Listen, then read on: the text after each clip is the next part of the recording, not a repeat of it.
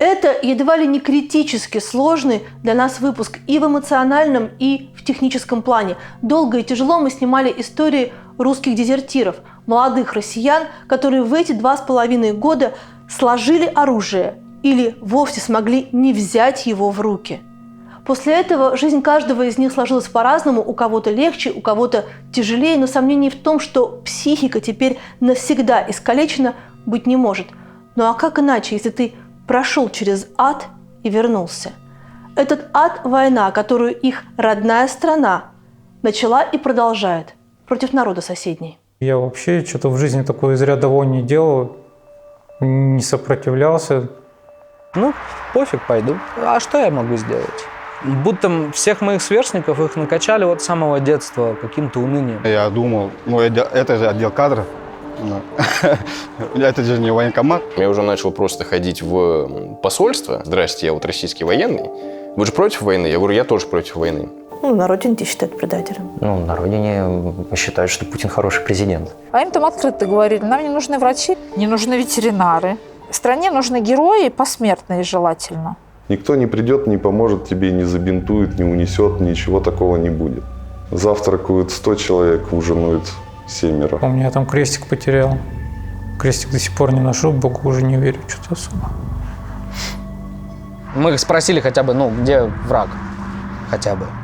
Укажите сторону-то, где наш, где враг. Ты побежишь вперед, тебя там убьют, побежишь назад, тебя там убьют. Стало понятно, что, во-первых, нужно написать инструкцию по самострелу. Если я не убежал бы, я бы 100% месту был. Ну, хотя бы перед смертью поступить правильно, да, и как бы умереть нормально.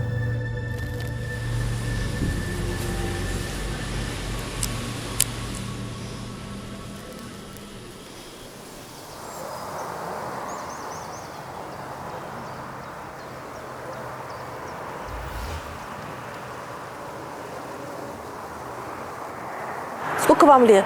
26 лет. Сейчас мы в Армении снимаем, и вы попросили закрыть лицо. Почему? Для безопасности моей семьи, родных.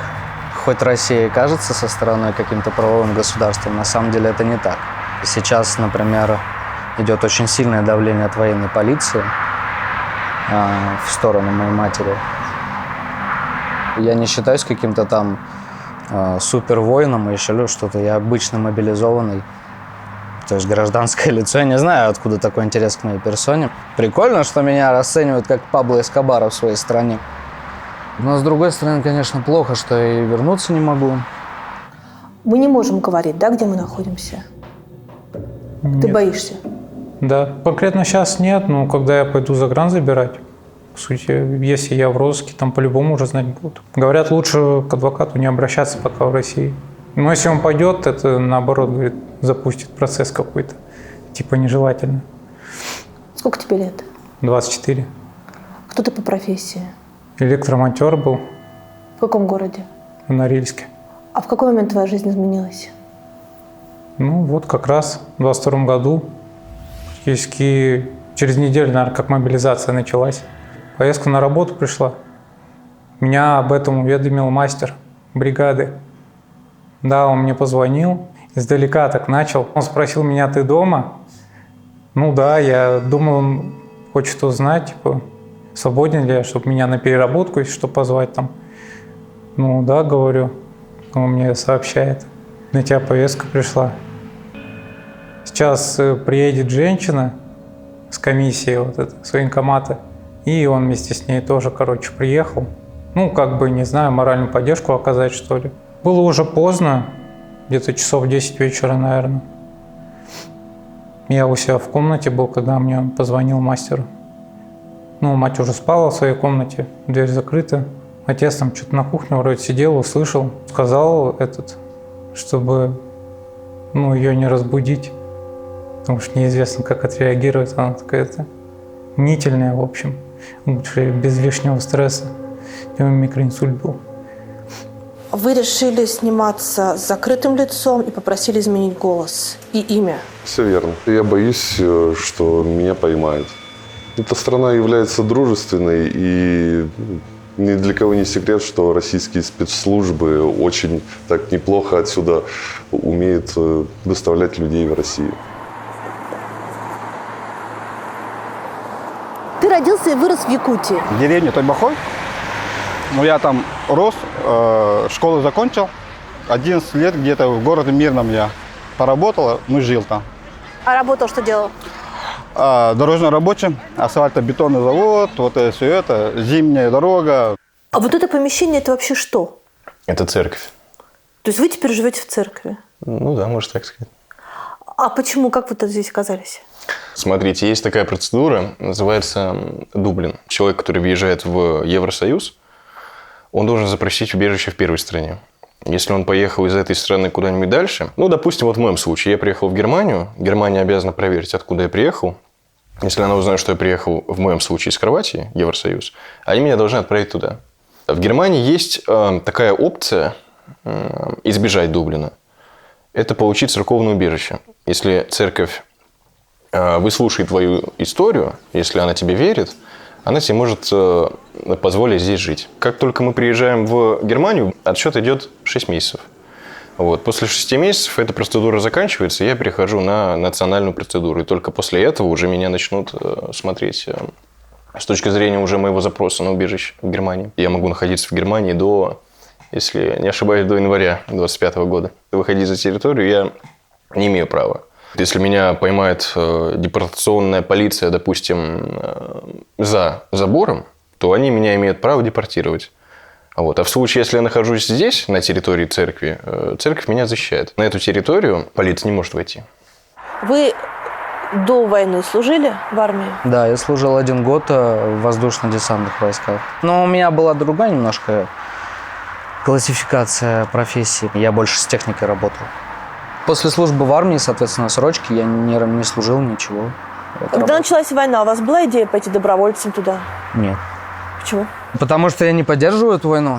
Это ужасно, и я считаю, что вместо одного человека, даже не одного, а много их место в Гааге. Ну вы понимали, что рано или поздно это может вас коснуться? Да. Я прям в начало операции, у меня были очень серьезные споры с матерью по этому поводу. У меня мать, как бы сказать, она понимает ситуацию в стране, но при этом была очень, я бы сказал, патриоткой ярой, хотела просто, верить, что так надо, так правильно. Он знает. Мы с ней очень часто спорили на эту тему, потому что у нее вот эти тоже вылетали поначалу словечки, 8 лет, бла-бла-бла. И как-то так получилось, мы с матерью сейчас тоже об этом говорили, что у меня такой язычок оказался дрянной. Я еще в марте как раз-таки, вот спустя небольшой срок начала, я сказала, представь, каково это было, если бы я сейчас там оказался. И вот спустя почти год, да, в сентябре меня и увезли. За 2 или 3 дня до объявления о мобилизации нашим президентом Владимиром Владимировичем Путиным страх перед именем только усиливает страх перед его носителем. Гарри Поттер. Да, перед этим мне пришла на почту, на почтовый ящик письмецо, что нужна сверка данных. Точнее, меня мать вот с такими трясущимися руками принесла это письмо. И, соответственно, мы когда это увидели, это письмо из военкомата? Да, из моего военкомата. Соответственно, я уже понимал, что, скорее всего, пахнет жареным. Но еще мобилизация не объявлена? Нет. Соответственно, так получилось, что нас подвели довольно-таки близкие люди, которые связаны с военкоматом. Нам сказали, что все отлично, все супер, это просто обновить данные, сколько лет не появлялся. Она сказала, приходи, ничего страшного, обновим информацию. Я пришел, мне вот так порвали сверку данных и вручили повестку, что у меня сутки на сборы. В каком городе это происходит? Москва. Это пятница, рабочий момент, я технику сдаю, и ко мне подходит мой начальник и говорит, почему трубку не уберешь? Я говорю то, что ты должен взять паспорт, военный билет и отдел кадров. Быстро, бегу. Я говорю, стою, а техника, отдать ключи я сам. Ладно, я думал, это же отдел кадров. Это же не военкомат. Ладно, я туда пошел, забираю паспорт, военный билет и сразу сейф. И мне говорят, повестка тебе, ты уволен с работы. и ты за час должен дойти до военкомата. В противном случае тебе уголовная ответственность ждет, если не придешь в военкомат. Ну, я испугался, что это такое, у вас что за движняк? Ну, я пошел, и там говорят, через 6 часов прилетит самолет, и все. Никаких информаций нет. У меня родственница живет в Европе. И она мне говорила, уезжай срочно. Я говорил тете, что вы живете в Европе уже, видимо, очень давно. И вы уже, потеряли немножко нить с контингентом России, что там нет правил, как ими выехать. Я подхожу полностью, я полностью здоров, десантник. Я не видел вообще выхода, это была полная безнадега. А ты на приличном предприятии работал? Норникель. Норникель. И они так тебя просто сдали? Да, кстати, сдали, правильно вы сказали. Потому что было такое, что с предприятий списки составляли целые, кто поедет. Целое совещание было. Мне рассказал об этом один мужик, который у нас был заммастера. Говорит, совещание было, прикинь, твою фамилию назвали. Хотели другого выбрать, но вариантов не было. А ты вообще понимал в этот момент, что идет война, что там куда-то можешь поехать, что это за повестка? Естественно, понимание было. Не было мыслей, вариантов, как можно избежать, когда уже тебе сообщили, то, что ты уже сказал, что дома. Я в Норильске нахожусь еще. Как я буду скрываться? Потому что оттуда можно выбраться только по воде и на самолете. То есть с паспортом. Ты закрыт, по сути, ты нигде не скроешься. А был вариант не брать повестку?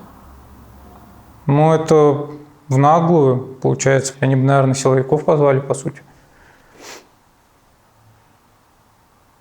То есть сказать, что меня нет дома, как-то, это глупо же. Я же до этого уже сказал. Нет, сказать я не хочу. Мне кажется, такие варианты просто в отказ идти без последствий. Не бывает такого. Нам еще офицер там говорил на плацу, в этой части, что плац – это священное место. Это прям все там принимают присягу, соответственно, все это. Там все было в бычках, все было в бутылках, ботинках. По всей части там в туалеты заходят. Я не к столу, не к чаю, но там был ужас. Там прям очки, туалеты очки. В Наро-Фоминске, Подмосковье, кстати. Вот такая вот горища я зашел. Сверху прям такая вот с горкой. Это был ужас. Это вообще там пили, там очень много было всего. Поэтому да. И многие просто, запрещено было выходить из части.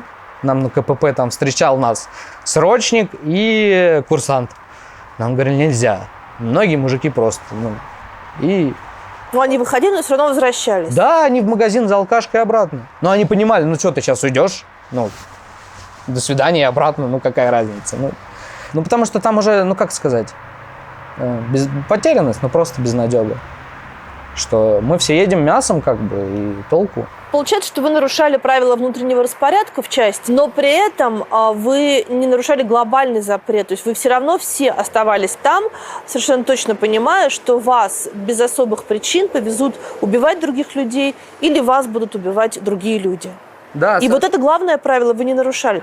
Да. Если говорить о глобальном, я смирился, например. Мне мало лет, у меня нет детей, никого нет. Многие, которые там были мобилизованы, у них есть дети. И это уже взрослые дяденьки. Они не смирились. Они понимают, что у них просто нет выхода. Реально. 10 лет сидеть в тюрьме, пока у тебя семья растет без тебя? Или умереть, семья все равно вырастет без тебя. Или убить, и семья все вырастет с преступником. В том-то и дело, что наша политика, она пыталась нам привить вот эту безнадежность. То есть все понимали, что они все равно туда будут призваны. Особенно те, например, кто были в Чечне. Никто даже не предполагал сбежать, еще что-то. Они понимали, что найдут. Тем более там москвичи, большинство были, они уже привыкли, что везде камеры, везде за тобой следят. Торговые центры теперь подключены к государственным видеокамерам, к государственному каналу. То есть, и как показывает сейчас практика, реально не убежишь. Многих моих товарищей, которые смогли сбежать, их все равно находили и отправляли на фронт. В 2013-2014 году я срочную службу служил. И я оказался в Бурятии. меня направили туда. Ты садишься на самолет, который везет тебя из Якутии в Бурятию. И что тебя ждет в Бурятии? Хаос, беспорядок, алкоголизм и недопонимание, что вообще происходит. Потому что, когда я служил в этой части, там же строго было. Если выйдешь покурить где-нибудь в неположенном месте, тебе такой атата будет там. Тебе мало не покажется. И кто где хочет, там стоит и курит, и бухает. До какой степени можно дойти такого, чтобы потом тебя куда-то везут, не говорят никуда, вообще, что вообще происходит, и ты просто так сидишь и бухаешь. Нас забирают на автобусах, везут в непонятном направлении, куда, чего. У меня философия такая жизненная была, наверное, правильно. Что само по себе плохо быть законопослушным гражданином,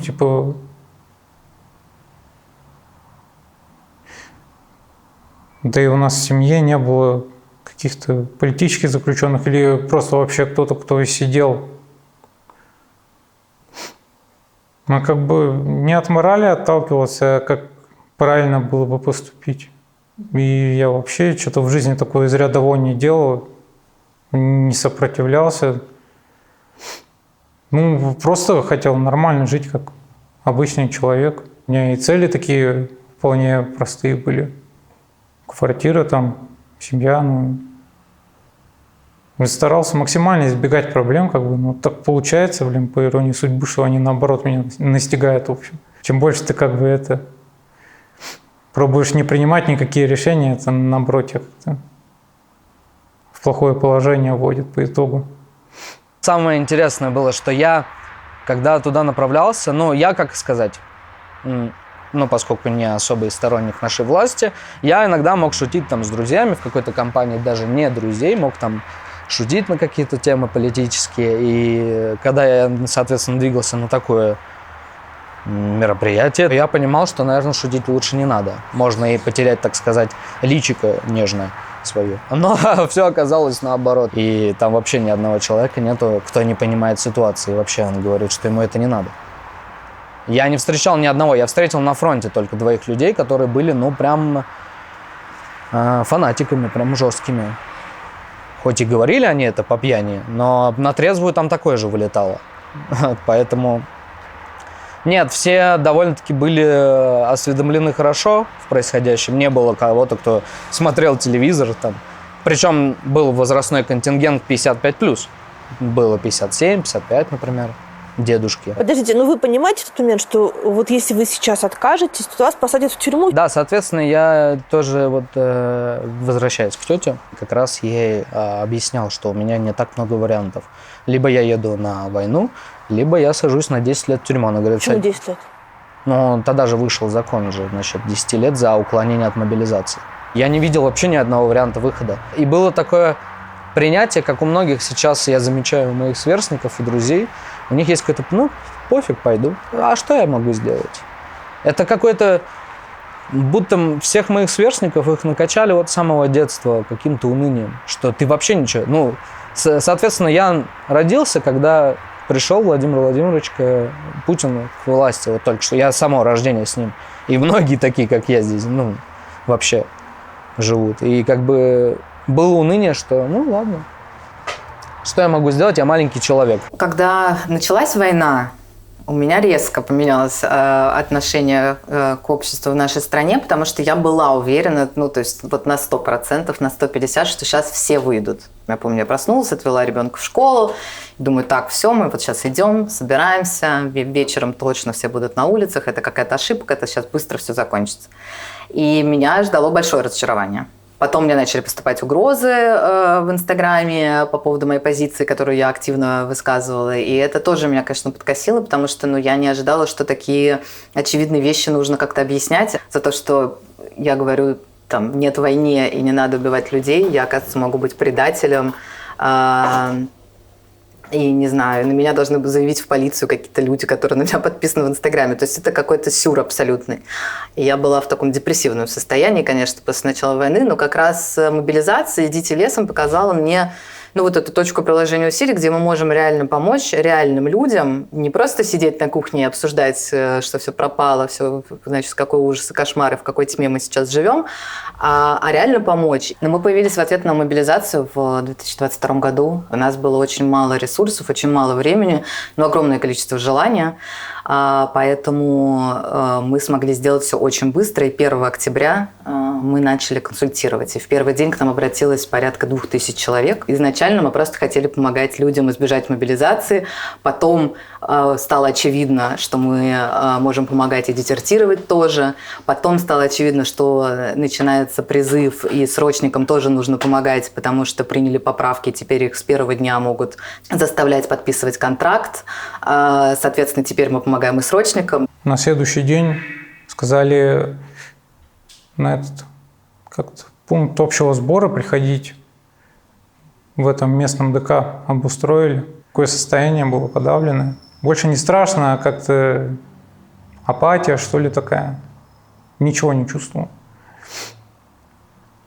Как смирился. Медицинский кабинет не работал. То есть там по врачу, кто хотел документы какие-то предоставить, у них не было такой возможности. Следом помещение, где карты оформляли, несколько окошек, там сразу толпа народу, все идут, записывают данные свои. Затем актовый зал и доводили нам, в общем, информацию. Народу много было? Народу, да, полный зал. По возрасту, кажется, в основном все 30+. Молодых, прям вообще супер мало было. Сидели перед экраном, там крутили какое-то видео, патриотического характера, там, с флагами, музыка какая-то. Вышел потом гражданский офицер какой-то, начал рассказывать минимум информации вообще, которой он сам владеет, что ему сказали, можно рассказать. На конкретные вопросы они не отвечали. Куда мы полетим, где мы будем находиться? Нет, не знаю. Какую-то патриотическую пургу прогнал, в общем-то, и по большому счету все.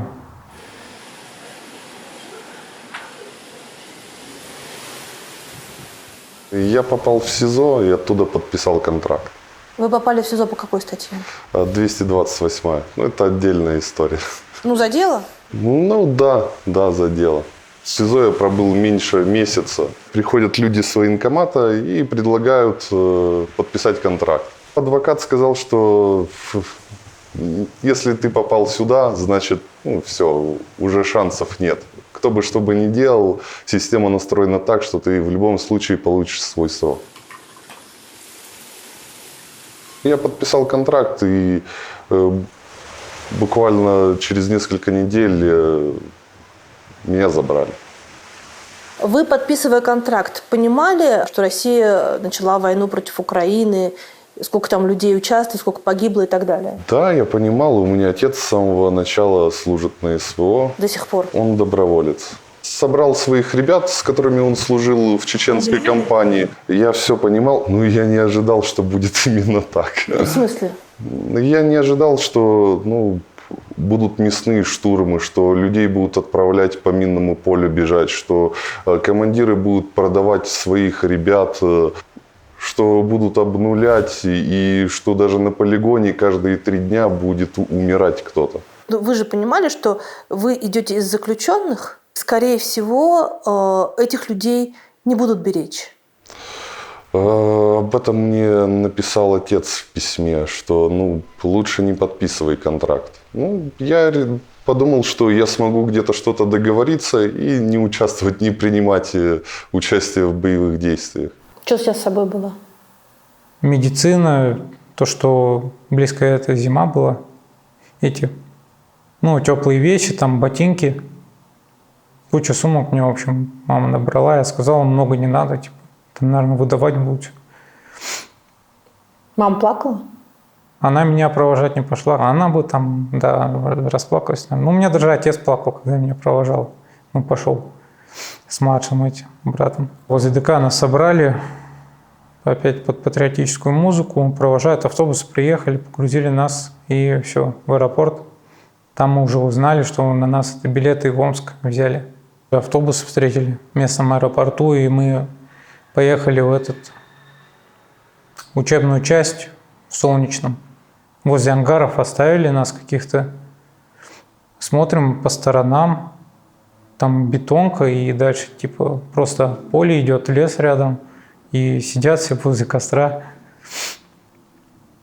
Спрашиваем, типа, что происходит вообще. Ну, говорит, мы здесь сидим, ждем, кто-то неделю, 2 возле этих костров сидел. Потом всех собрали, это позвали в ангар, и началось как первое распределение. Там мы уже только внутри узнали, что мы в ВДВ попали, оказывается. Штурмовик, естественно. Ты в ВДВ? Да, хотя у меня со срочной службы это военно-учетная специальность была, связист. Вышел оттуда, позвонил родителям, ну, сказал, да, вот, что так получилось. А они что? Да, что они? Ну, а что они скажут? Тут как бы это все накатом идет, ну, просто смирились. А кто чаще обращаются, сами эти молодые люди или их семьи? Наверное, 50 на 50. Очень часто обращаются жены, мамы пореже. Часто старшее поколение поддерживает то, что происходит, и не поддерживает своих родственников в том, чтобы они в этом не участвовали. Жены часто являются таким генератором энергии, спасают, вытаскивают, ездят в части, вытаскивают из ям и всячески стараются помочь, и потом вместе уезжают. Недавно у нас выехала семья с 5 детьми. Да. Удивительно, как человек с 5 детьми на фронте оказался. Это отдельно. А, мобилизованный? Мобилизованный человек. Просто пришла повестка в военкомат, он пошел. Вот это довольно загадочный для меня момент, когда человеку приходит повестка, и он идет. При этом он все понимает. Сначала мне тоже казалось это чем-то очень диким, потому что кажется, что ну зайди в Инстаграм, не знаю, в Телеграм, просто в интернет, в Google, введи, что делать, если мне пришла повестка, могу ли я по ней не идти. И выяснится, что ты можешь по ней не идти, что ты можешь обратиться к правозащитникам, что максимум, что тебе грозит, это, ну вот сейчас это штраф до 30 тысяч рублей. Да, это неприятно, да, это большие деньги, но ты не окажешься убитым, как будто бы есть смысл как бы побороться.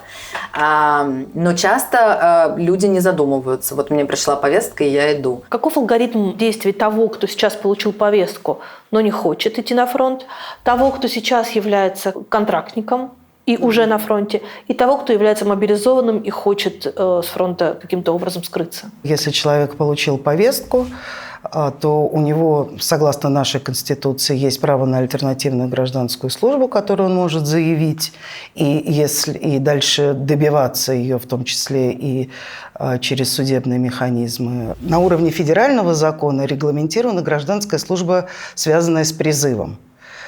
Но, собственно говоря, конституционное право-то выше, да, Конституция выше любого федерального закона. И если право на альтернативную службу закреплено на уровне Конституции, соответственно, этим правом может воспользоваться любой человек в любой как бы своей военной ситуации, да, будь то призыв, будь то мобилизация, будь то даже находясь на линии фронта. Вы видели хотя бы одного человека, которому удалось добиться альтернативной службы при получении повестки на мобилизацию? Хороший вопрос. Нет, я не видела. Но как минимум, запуская процедуру юридическую, чтобы добиться альтернативной службы, человек оттягивает свою как бы военную службу, пока идет судебное разбирательство. То есть пока человек находится в состоянии судов с государством, он не может быть отправлен на фронт? Да. В конце концов, у человека могут быть одни представления о том, что такое контракт и что такое война, когда это в теории, и совершенно другое, когда ты оказываешься на передовой. И твои внутренние убеждения могут измениться. И человек может, там, контрактник, в том числе контрактник, может вполне себе осознать, что нет, моим внутренним убеждениям не соответствует, что я готов дальше нести службу с оружием в руках. И быть на передовой, участвовать в военных операциях, там, участвовать в штурмовых отрядах и так далее. Ну или второй трек, да, в такой ситуации – это дезертирство.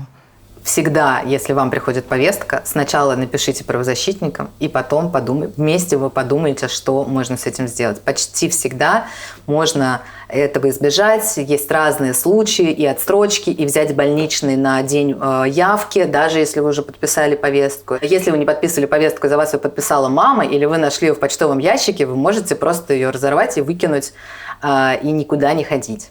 Первые дни думал, как уйти законно, так сказать, да? Поступить в университет. Я за дедушкой приглядываю, справку делали там и так далее, и так далее. Ничто не помогало. Старший, как его там было, Михайлов, по-моему, фамилия, говорил. Короче, у тебя два пути. Отсюда ехать на войну или через тюрьму. Сколько вам нужно было провоевать, чтобы вы получили помилование? Год. Ну, либо получить какую-то медаль. Да, там можно каждому медаль давать. За то, что люди, куда они идут и что они делают, это просто большой подвиг. Я просто не знаю, какой нормальный человек на это мог бы согласиться. А в чем подвиг? Подвиг – это когда ты что-то делаешь благородное? Согласен. Для России подвиг – это то, что вот делают ребята. Пойти и пробежаться по минному полю, захватить какую-нибудь точку – это просто на грани фантастики. Я занимался документами, связанными с мобилизацией. То есть мобилизационный учет, приказы, ОШМ. Моя воинская специальность – это помощник начальника отделения. Вообще, в идеале, как это должно было быть, там, по всем директивам, там, указам и так далее, это, допустим, начинается в части война, мы переходим на военное время, и у нас штат, допустим, в штате есть ваканты. И я во время войны должен отправить список вот этих, образно говоря, пустых мест в военкомат. И военкомат мне должен прислать уже людей, согласно моей заявке. Вот. А в мирное время я проводил там тренировки с администрацией пункта приема личного состава, куда приходят мобилизованные. И спустя какое-то время там сами тоже уезжаем на войну. Когда началась настоящая мобилизация, мы, в принципе, об этом не знали. Все, кто приехал на пункт приема личного состава за день до мобилизации, да, мы не представляли, зачем мы сюда приехали. Через сутки, да, Путин выступил своим указом, то, что... А вас свезли и оставили без связи? Нет, смотрите, мы приехали в пункт пополнения личного состава и там ожидали, без указаний. Просто сидите, вас ждите. Вас вызвали? Нас всех туда привезли, просто Уралами, там, автобусами. Сидите тут. Вот офицеры, там, сержанты, рядовые, вот все, кто нужен был. И мы просто ждали. Через сутки наступает мобилизация, и к нам часов через 12 после этого объявления начинают приезжать автобусы с людьми. Ну, во-первых, войны нет официально в стране, не введено военное положение. Вот. А во-вторых, я заявку не подавал. Вывод следует, то, что их кто-то где-то отловил, там, не знаю, отдал повестки, какие-то там силы там заволокли, там у всех разные ситуации были. И вот они все приезжали к нам. А вы с ними разговаривали? Да, почти со всеми. С интересом у них спрашивал, зачем вы туда едете, куда вы едете, вообще откуда там. Но это просто было невозможно, потому что большинство из них были пьяны. Вот, поэтому с ними, в принципе, разговаривать было довольно трудно. В том плане, что у меня такое ощущение, что никто из нас не знал, что вообще происходит. И куда мы едем, и что мы делаем. С того момента у меня началась какая-то дурка вот такая вот. Все, что происходит, оно просто не имеет смысла. Было немножко страшно ночью вот перед выездом, потому что ты едешь в неизвестность. Никто не был на войне в 26, в 19. Село, говорим, едем в Украину, пока есть окно. Вот, как оказалось, что никакого окна не было, нас тоже обманули. Окно – это момент, когда ты можешь проскочить границу, когда либо не работает артиллерия, либо есть какое-то затишье, либо там включили противодронные, противоракетные. Там. То есть есть возможность проскочить. Границу сейчас безопасная колония. Мы опять едем колонной. Нас привезли на склады бывшего угля. Там мы переночевали, проснулись все как выходцы из Африки. Нас повезли в другое место. И там, нас просто выкинули с КамАЗа. Мы их спросили хотя бы, где враг? Хотя бы. Укажите сторону-то, где наш, где враг. Нам показали, где-то там, сказали. Вот эта вот часть, враги. Впоследствии оказалось, что еще там, и сзади. На полигоне мы проходили обучение в основном тем составом, к которым мы туда приехали. Это ребята были с Тамбовской области, с Московской области, с Воронежской, да, много откуда. Но потом к нам начали уже добавлять людей просто мобилизованных, кто после госпиталей, кто после плена. И вместе с нами они и уехали. Какая идеология у этих людей? За что эти люди воевали? За деньги. Я не увидел там ни одного патриота. В этот момент ты понимаешь, что Украина – это враг? Нет, ни разу не было вообще. Ты испытываешь какую-нибудь ненависть к украинцам? До этого нет, не Ты было. понимаешь, что тебе нужно защищать родину от того, что на нее сейчас могут напасть? Никто не нападал. Нет. Но там еще плакаты были. Тоже пропагандистские такие. Дополнительные напоминания. Какие-то данные из истории поднимают, что там, допустим, Херсон когда-то там, и какое-то значимое лицо Российской империи, в общем, было связано с этим местом. Это исторически русская земля. И вот там в таком ключе про преступления на Донбассе было, про нацизм было. И они вот эти плакаты в ряд, в общем, в этом ангаре идут. А на кого-то это производило впечатление? Ну, если так посмотреть, нет. Там вообще особо не было таких прям суперпатриотов заряженных. Мы, в принципе, никто не знал, как относиться к мобилизованным. Но по нашей информации, которая вот у нас была, как вот все это должно работать, опять же, мы одевали этих мобилизованных, и все они уезжали у нас на полигон. Вот. А сколько времени они уже будут находиться на полигоне, это уже, как вам объяснить, не наша зона ответственности в том плане, что я не знал, сколько они там будут. О том, какая судьба их ждет, вы понимали, догадывались? Абсолютно, конечно. То, где вас высаживают, окоп, землянка. Ничего. Это лесопосадка, как вам объяснить? Сватовская мясорубка, вы же, может, слышали этот термин. Вот мы как раз-таки попали вот именно вот в это вот. У нас 120 человек рота, да, например. Нас распределили по взводам в разные лесопосадки, причем очень далеко друг от друга. Реально там на километр, 1,5-2 где-то километра, и нас было там 30 человек. То есть мы каждые 5-6 километров должны одного человека вот так были садить, чтобы полностью эту лесопосадку занять. Когда в Крым, в этот аэропорт, в Джанкое был, помню, первый раз увидел эти военные КАМАЗы, Уралы с этими ЗВ. Погрузили нас, закрыли тентом, телефоны сказали отключить, и мы поехали в первый этот пересылочный лагерь возле села Пятихатки. Местный старшина нам начал там рассказывать, типа, где мы вообще находимся, что происходит. Зашли в палатки, все, вещи скинули. Дальше все до оформления, выдачи экипировки, оружия, бронежилеты. Все дали. Минимально необходимое, да. Каска, бронежилет, автомат, штык-нож. Автоматы новые были с консервацией. То есть по ним прям это чувствовалось, что еще не использованные. Просто со срочной службы помню, какие там были автоматы. Видимо, какие-то резервы подняли для мобилизованных. У вас есть опыт предыдущей службы? Нет. Вы никогда не служили в армии? Никогда не служил, не хотел, уклонялся как только мог и срочную службу не проходил. В СИЗО я был в городе Воронеж.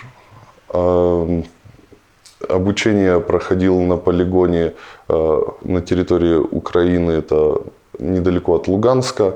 И сами боевые действия тоже были недалеко от Луганска. Нововодяново, Терны, Макеевка, Райгородка. Какие перед вами ставились задачи? Что от вас хотели? Идти вперед. Вперед куда? К врагу, в атаку. У нас было 3 лопаты, впоследствии 2 сломалось, потому что лопаты дешевые. Сами купили, кстати, да. Спасибо Министерству обороны еще раз.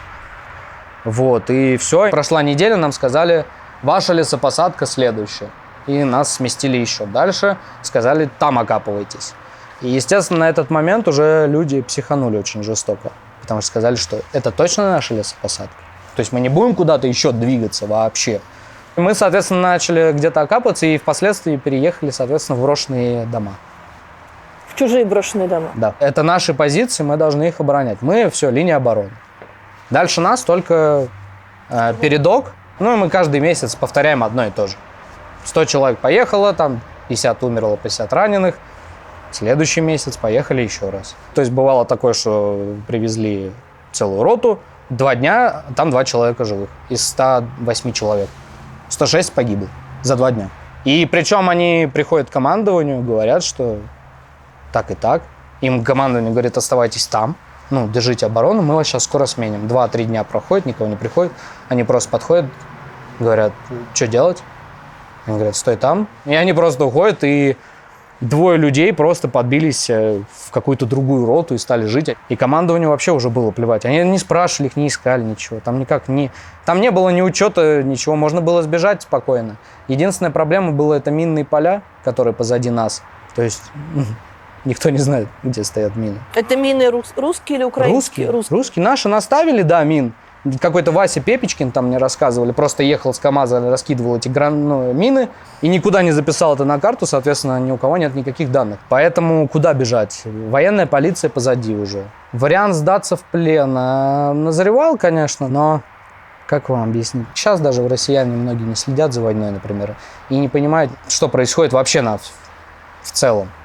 И, соответственно, нам рассказывали, что ни в коем случае не сдаваться в плен, режут причиндалы, соответственно, головы отрезают, вставляют на...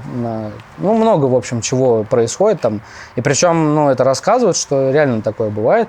И мы как-то на подсознательном уже понимали, что сдаваться в плен не вариант. Например, у нас на Новый год так получилось, что была 1 граната в диване только. Мы просто приняли решение, если что, в кружок встать, гранату кинуть под себя и все. Когда с полигона привозят на линию фронта уже, всех выгружают и прям сразу же с корабля на бал. То есть привозят в чем? Это грузовик? Грузовик. Форма, оружие, да, все дают. Государство дает все стандартное. То есть стандартный автомат АК-12, стандартный бронежилет. Я вот в стандартном бронежилете вот первое свое боевое задание пробегал, и я понял, что он практически не спасает ни от чего. Где-то с 22 числа по 25 я вот участвовал в боевых действиях в Райгородке. Это недалеко от Макеевки. И там получили ранение в спину? Да, в спину, в руку. В руку получил ранение, рука у меня обвисла. Командир сказал, что это не считается ранением. Бери в левую руку автомат и дальше. И вы? А мне ничего не оставалось делать. Только взять в левую руку автомат и пойти дальше. Там есть только путь. И нету никакого смысла. Люди пили мочу по 3 дня. А командир себе заказывал боржоми. Чтобы вы правильно понимали, мы, в принципе, никогда не стояли нигде и не сидели. То есть нас привозят, мы идем в атаку. И вот идет 5 человек группа, они погибают, идет следующая группа 5 человек. Из этого же грузовика? Да, из этого же грузовика, той же самой тропинкой, той же самой дорожкой. Они погибают ровно там же. Идет следующая 5. И вот так каждые 10 минут отправляется новая группа. Пока они не возьмут какую-то точку, которая интересна командирам. Те, кто ранен и может хоть каким-то чудом назад выйти, слава богу, они выходят назад. И то при условии, что им разрешают это сделать. Потому что идут назад они через командира. Если командир считает, что у них ранение ерунда полная, они идут назад. Где-то 2 месяца мы были там в Пятихатках. И первый раз, как приказ поступил за ленту, сказали собираться. До этого нам просто как автоматы выдали, а вот в день перед тем, как уже заезжать туда, нам уже начали выдавать патроны пачками. Все начали набирать себе, просто забивать карманы вот этими пачками с патронами. Гранаты, у кого место есть, они Пробовали максимально вообще себя загрузить, заряжать магазины там. После сели в КамАЗы и поехали. Много вообще прям в усмерть пьяные были. Начали грузиться в эти КамАЗы, падали с них. Нам не говорят, куда мы едем. Только по факту на месте мы уже узнаем, что возле села Новая Каховка на Херсонском направлении это село было райское, да, вот. Вещи выгружаем, опять же, все по ночи делается в основном. Выгружаемся, ничего не видно, опять все с сумками стоим. Ко мне вроде как замполит с бригады подошел, мне такую интересную информацию довел, что я, оказывается, на должности командира отделения стою. Дал мне штатку, вот, говорит, список, смотри, твое отделение, моя фамилия первая идет, и снизу под ней уже фамилия. Собирай, говорит, свое отделение. Вообще в шоке, конечно, да. То есть ты на войне командиром вдруг стал. Нам выдавали эти бумажки, буклеты, типа, как себя вести, в зоне боевых действий. Там конкретно пункты были про общение с местными, что надо как-то максимально мирно, типа, относиться, не реагировать на провокации и вообще стараться максимально избегать, типа, общения с местными. Бумажки там по деревне были расклеены, типа, вот мы пришли с миром там от 83-й бригады. Да, кстати, я с 83-й бригады ВДВ. Это парашютно-десантная рота. И прямо где-то под Новый год, не знаю, может 29 было декабря, сказали, что мы едем в Энергодар. В нашей зоне ответственности, в общем, была Запорожская атомная электростанция АЗС, на которую этот Гросси с комиссией МАГАТЭ приезжал как раз. Как там вообще географически устроено? Энергодар, вот, получается, Днепр, и как раз через него уже украинская армия идет. У нас противодесантный резерв был. Задача охранять вот эту атомку. Занимались мы там как раз оборудованием этих береговых линий, сооружения какие-то, ежи эти. Мы жили в этом бомбоубежище на заводе специальной конструкции ЗСК. Там все водой уже залито было, плесень и металлические коки, такие прям вообще маленькие и узкие. Света там не было, а наверх нам подниматься не разрешали. Много кто переболел там по первому времени, да и фиг с ним. Больше как-то сама атмосфера вот этого бомбоубежища нагнетала. Мне смелости не хватало или как-то, не знаю, решительности все бросить как-то. Принять решение просто бежать и все. Я как-то, не знаю, сам себе в голове, в общем, боролся. Пришел к мысли, что по-любому валиться надо, просто как это сделать. Пытался как-то минимизировать риски, что ли, дождаться этого отпуска, который нам обещали, которого по итогу так и не было. Первые случаи самострелов тогда тоже были. Вроде не насмерть, а кто-то себе ногу прострелил.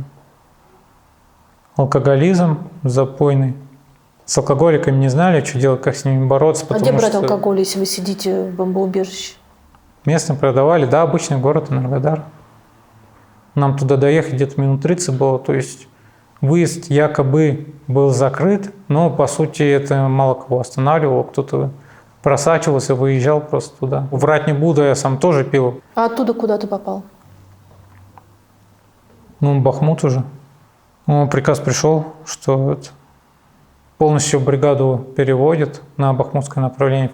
Потому что как раз на то время было Пригожин и его ЧВК оставляли позиции и передавали их Минобороне. У нас в зоне ответственности была Клещеевка, фланги Бахмута. Было Зайцево, Часов Яр, не помню. Вроде да. Нас уже привели туда конкретно вести бои. Как ты убежал? Там, бетонная стена же есть, и там дырка сделана большая. Ну, чтобы ходить в магазин быстро туда. Ну, через нее вот перепрыгнул и в город убежал. Это Улан-Удэ. Ага. Так, а Улан-Удэ. дальше? Переночевал в Улан-Удэ, да, один день. 6 утра, 7 утра я улетел в Новосибирск. В Новосибирске тоже переночевал. В Новосибирске купил билет до Москвы, с Москвы до Астаны. И вот этот все самолетом тык-дык-дык-дык. Прилетел в Казахстан 2 октября. 3 числа меня объявили розыск международный еще добавок. И статью такую интересную там на меня сделали, дезертирство за дезертирство. Оказалось, что я самый первый вот этот, по этой части России, да. Стал очень известным за один день по всему России. В романе «Ремарка. На Западном фронте без перемен» одна из очень важных ключевых сцен связана как раз с человеком, который занимается мобилизацией, и он записывает новобранцев и отправляет их на войну. А потом он видит одежду, в которой они были одеты, когда они уходили на войну, и эта одежда уже приходит в прачечные, чтобы срывали с нее имена и клеили новые имена. И так он понимает, что эти люди погибли. Если я правильно понимаю, вы занимались в том числе составлением списков погибших и пропавших без вести. У меня не было такого, что я вспоминал людей, которые приходили на мобилизационный пункт, потому что их было очень много, и я не успевал просто их запоминать. Вот. Но у меня было такое, что я видел, как вам объяснить, приходит справка-доклад о том, что человек, допустим, умер, да? Ну, не умер, а то, что он все, мертв. Вот. И, соответственно, я вижу там фамилию, допустим, и понимаю, что с этим человеком я там несколько месяцев назад здоровался, допустим, или виделся. То есть у меня много вот таких вот, если уже не друзей, ну хотя бы товарищей, наверное, они вот так вот и погибли.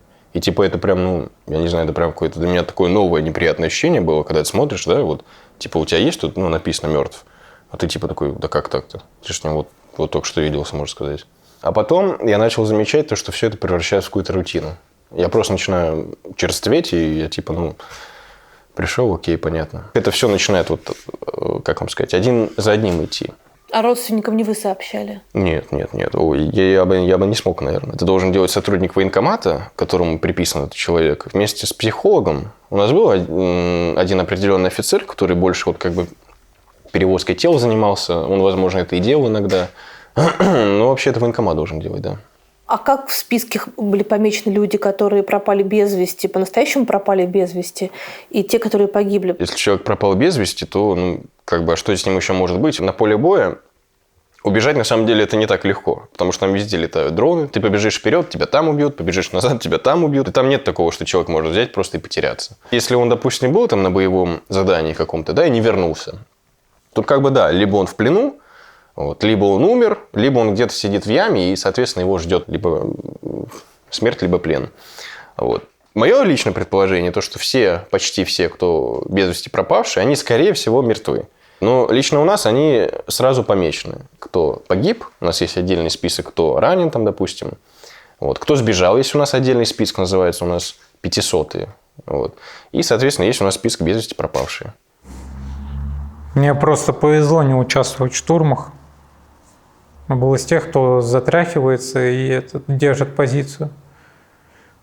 Что значит затряхивается? Ну, значит, заходит на позицию. Ну, затряхиваться, значит, просто зайти на точку. Пока добираются до этой точки, они уже погибают, там, уже потери идут. Ну, это, да, Клещеевка на тот момент самая горячая точка была, по сути. Там, наверное, сложно вспомнить день, когда было не страшно. Но это со временем как-то привыкаешь, но страхом все равно остается. Только он как-то преображается, не знаю, в что-то другое. Но это как уже стабильное состояние становится. Ну, страх, адреналин, вот эта напряженность, как это растворяешься в него, мозг сам себя пытается обмануть. Не, ну страшно, что тебя убьют, и страшно человека убивать тоже ж страшно.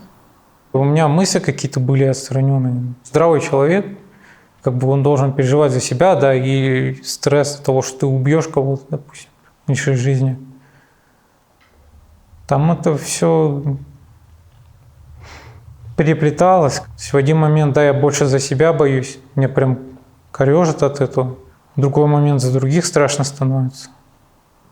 Ну и вообще такой хаос, неразбериха. Ну, когда первый бой был, я понял, что я все-таки убить человека не смогу. И даже на защиту собственной жизни уже не хотел вставать. Вот обязательно, человеку надо в такую ситуацию попасть, прям безвыходную, чтобы он понял, у него в голове прям укоренилось: да, я человека не убью. Но была такая ситуация, да, что мы думали, что нас в плен возьмут, потому что, да, украинцы на штурм пошли. Хмурый со мной был командир взвода, он тогда был. То есть мы там ходили, сдержали позицию, стрелкач начался первый. Ничего лучше не придумал, чем просто как огонь на подавление вести вообще, не прицельно, просто по фронту как бы. Все, БК кончилось, как бы, и что дальше делать? Просто сели и, не знаю, у меня на тот момент уже никаких мыслей в принципе не было, я уже морально готов был. Все, конец. Просто курил прям ночью, уже не боялся, что дроны могут как-то тепловой след отследить. Даже какую-то гармонию поймал, наверное. Все, наконец-то как бы это кончится. То есть само по себе оно бы никак не кончилось вообще, вплоть до того момента, пока ты не умрешь. Другого выхода, по сути-то, не было у штурмовиков. Когда по болоту перебирались, помню, я там крестик потерял. Крестик до сих пор не нашел, Богу уже не верю, что-то особо. Товарища, когда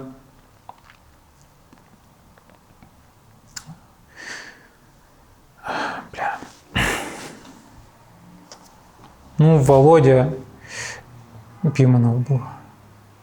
По нему статья была в интернете, что героически погиб в Клещеевке, типа. У него вроде такое образование, неплохое было. У него отец еще на должности был. По нему видно было, что образованный человек, то есть он говорил умно. Мы с ним как-то хорошо подружились. Мы уж там на передке были, в подвале. Огневая позиция у нас, в общем-то, была, где типа ты ведешь наблюдение, НП, грубо говоря, называлось. Такое кирпичное развалины, на котором еще кое-как крыша держится. Вот он оттуда прибежал, мы должны были поменяться, должен был дорогу до него показать Володя. Не знаю, у него такая была философия какая-то своя, что ли, типа, как судьбой написано, что-то такое, и в Бога он верил тоже сильно. Не знаю, был ли он психически здоров, конечно, там, на тот момент, но он вообще не старался какие-то правила безопасности соблюдать. То есть он думал, если так должно быть, то здесь, значит, и умру. Мы ему говорили спустись пониже. Подвал, в общем, на входе. Металлическая дверь такая, уже дрявая, сколько. А он еще без брони вышел. С миномета как раз снаряд прилетел, осколком, видимо, выбило кирпич, и ему этот кирпич в бочину влетел. Он так кубарем покатился, в общем. Первый раз я увидел это ранение. Это прям вообще с ума сойти можно было. То есть у него открытая рана в животе была. Там уже вспомнил медицину, когда нам рассказывали, как в таких ситуациях надо поступать. Содержимое живота, в общем, обратно не заправляют, как правило. Он там как-то сам так повернулся, что оно внутрь вкатилось. Я в момент воспользовался, в общем, начал салфетки, эти медицинские бинты использовать, перематывать, перевязывать. Остальные какой-то шок словили, нестандартной ситуации, вообще такого не было никогда. Володя только стонать начал еще. Перевязали, положили на бок. Воды у нас ничего не было, он воды просил. Обезболивающие кололи. Сколько было, все, по сути, скинулись этими обезболами. Потому что у него болевой синдром тяжелый был. Сказали, эвакуация только прям вечером. По серой, говорят, называют. Когда дроны не летают, точку нам дали, сказали, ждите. И то есть мы с Володей сидели часов 6-7, наверное, в ожидании эвакуации, в тяжелом состоянии, лежачий. Воду с такой небольшой крышечки давали от фляги. Фляга там была, но вода, кажется, мертвая уже была, такая, ну, затхлая, то есть уже давно лежала. Ну, так пробовал подпаивать. Остальные к нему не подходили. Я просто за руку держал там. Ну, холодный был, капец.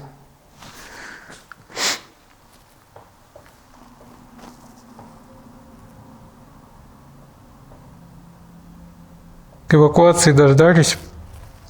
6 человек понадобилось, чтобы его лежачего вытащить. До точки довели его на носилках. Бежали быстро. Ну, насколько я знаю, украинцы, они, когда эвакуация идет, ну, такие группы, они не стреляют по ним, не бомбят. Потому что Женевские соглашения вроде, да, есть такое, что если человека эвакуируют, типа нельзя стрелять. Да, я для себя понял, что там дружить ни с кем нельзя. Есть друзья по госпиталю, друзья по заданию. Ну, это все такие одноразовые друзья, можно сказать. Госпиталь закончился, все, у тебя нет друга. Боевая задача закончилась, тебя ранило, там в госпиталь тебя отправили, или твоего товарища убил, и все, нету у тебя друга. У меня был один товарищ, с которым я пошел, подписал вместе контракт, и мы вместе приехали туда. Его убило в Макеевке. Хороший мужик был. Родным вот его сообщал тоже. У нас группа была в Телеграме. Там родственники искали, ну, своих сыновей, мужей, братьев и так далее. И я вступил в нее и просто целыми днями как-то в госпитале сидел, смотрел фотографии, кого ищут. Позывные фотографии. И некоторым приходилось сообщать неприятные новости. Меня в этой группе также искали. Но ведь у каждого, почти у каждого из вас была возможность там не оказаться. Была, да, но это как контракт с дьяволом. Подписал, ты продал свою душу Минобороны. У нас на полигоне каждый день умирали люди. Кто-то просто застрелился, кто-то повесился. Командиры били людей, выбивали зубы, ну, сажали в яму. И это не важно, кто был. Документы, по идее, мы должны носить с собой. Некоторые их теряют. Там. Снаряд же тоже это не выбираешь, куда он попадет. Он попадет, оторвет тебе и этот жетон, и документов у тебя может не быть. Или у тебя тело все обгорит настолько, что не узнать. Дождались эвакуации. Володя уже болеть начал. Он прям, воды ему так и не дали, по итогу погрузили в этот квадрик.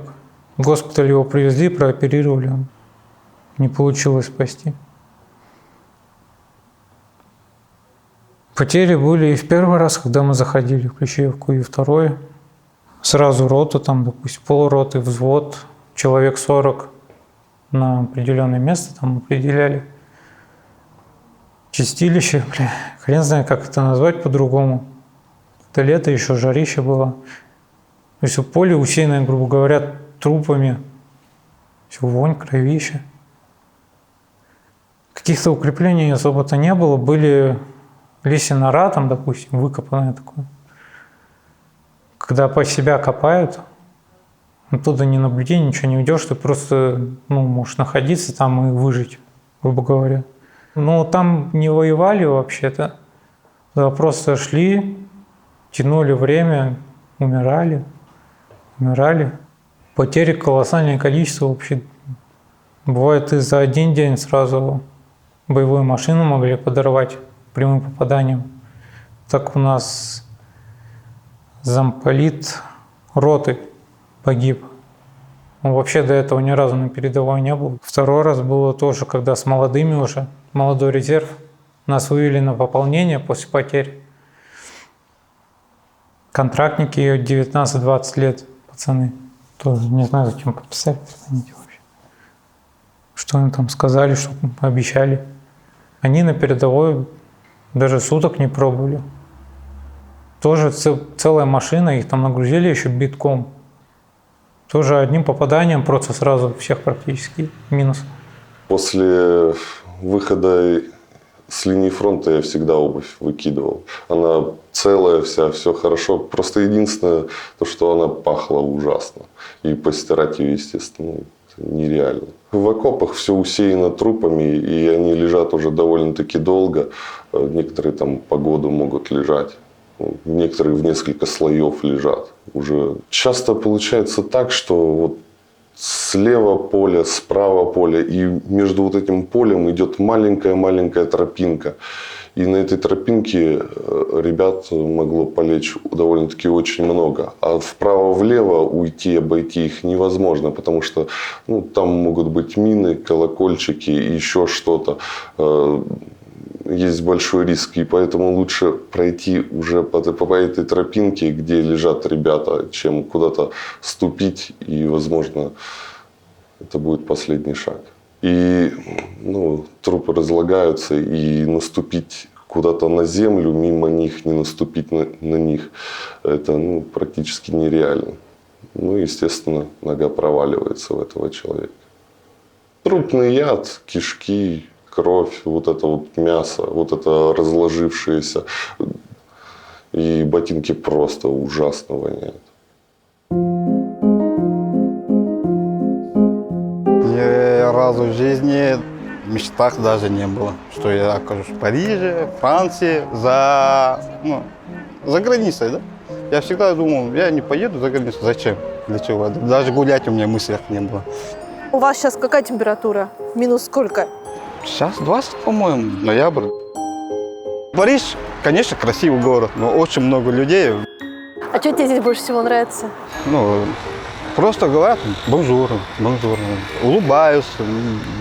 Ты представь вот это, пожалуйста, до этого в России, да, вот кто-нибудь скажет здравствуйте, что он хочет, да? Что он хочет, как бы. А были моменты, когда ты думал, что, может быть, ты был неправ, может быть, надо было все-таки оставаться? Очень много раз думал. Дезертирство – это не просто такое очень сложное время, тем более в Казахстане, когда ты никого не знаешь, один, да, вообще знакомых даже нет, да. Подумал, но я понял, что это минутные вот эти слабости. Я правильно сделал все равно. Если я не убежал бы, я бы 100% мертв был бы. По-любому. А откуда вы? Из города Норильск, полуостров Таймыр. Учился в школе, после чего поступил в военное училище после школы. Почему? У меня мама очень сильно фанатела по военной службе и все, что с ней связано. Люблю военных, красивых, здоровенных. А я поступил в военное училище. В Санкт-Петербурге, в военную академию связи. Я прошел КПП, у меня забрали там телефон, еду, какие-то гражданские вещи. И, в принципе, отношение к нам было соответствующее. То есть, как будто к солдатам-срочникам, только чуть-чуть даже похуже. Я помню, что я лежал на кровати и прям подсчитывал плюсы и минусы, как мысленно, как мне остаться тут, либо же уйти. Вот. Но и минусов оказалось больше, так что на следующее утро я подошел там к своему на тот момент непосредственно начальнику и говорю, вот я хочу уйти. Мне сказали, иди пиши рапорт. Ссылаясь на то, что тебя взяли в другой универ, подходи к полковнику, отдавай этот рапорт и посмотри, что будет дальше. Я так и сделал, и мне полчаса объясняли, как надо родину любить, и говорили, что, значит, у тебя будет бесплатное медицинское обслуживание, ты, в принципе, будешь социально защищен, у тебя будут какие-то льготы в будущем, тяжело только первые 25 лет, и выйдешь на пенсию, все будет хорошо. Я решил взять паузу, просил выйти позвонить родителям, звоню родителям.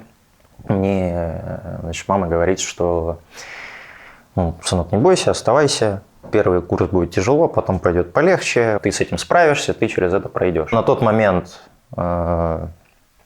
мама конкретно на меня имела очень сильное влияние, и я от этого влияния куда-то уйти не мог и скрыться. Поэтому было принято решение остаться, как мной, так и мамой. Это примерно 2016 год. Это 2016 был. Я, конечно, знал про Крым, знал про Донбасс условно, но поверхностно максимально. Я только из школы выпустился, у меня другие цели, задачи в жизни. А мама? Мама знала, мама очень сильно поддерживала эту всю движуху. Сколько у вас сыновей? 3. А дочек? 2. Вы фермер, у вас есть хозяйство, правильно? Да. В Тульской области? Да. Если можно, я так до конца и не поняла, почему вы иноагент. В тех возражениях Минюста, которые я получила, там открытым текстом сказано, почему я иноагент. Ну, во-первых, потому что я ходила в военкомат. А в военкомат я ходила с заявлениями, где ссылалась только на законодательство Российской Федерации, что мобилизация незаконна, про 647-й указ президента тоже там упоминали. И еще там, значит, вменили мне то, что я давала интервью некоторым там инагентам, некоторым там каким-то YouTube-каналам, которые не нравятся нашим представителям власти. А интервью эти были по поводу Москалева, по поводу дела с его дочерью. Его уже даже освободили. Да, его уже даже освободили. В общем-то, я остаюсь инагентом. Саш, ты сын иноагента. Да. Как связано это с тем, что тебе пришла повестка? В связи с моим, как я считаю, незаконным отчислением из военно-медицинской академии. А как ты попал в военно-медицинскую академию? Это был мой осознанный выбор. Я с 5 класса по 11 учился в кадетском корпусе. У меня была мечта быть военным врачом. Так я поступил в военно-медицинскую академию. А вы поддерживали? Ой. Ну, каждая мама видит в своих детях, к чему они примерно так могут пригодиться в жизни. Ну вот Саша, мне кажется, был бы идеальным врачом. Ну ты хотел именно быть военным медиком? Конечно. Хотел, естественно, стать военным хирургом. Шить, зашивать на поле боя, обстрелы, звуки гранат, пулеметы и так далее. Мне это нравилось. И до сих пор нравится. Но теперь у тебя есть уголовная статья. Ну, да. Ты дезертир. Патриот.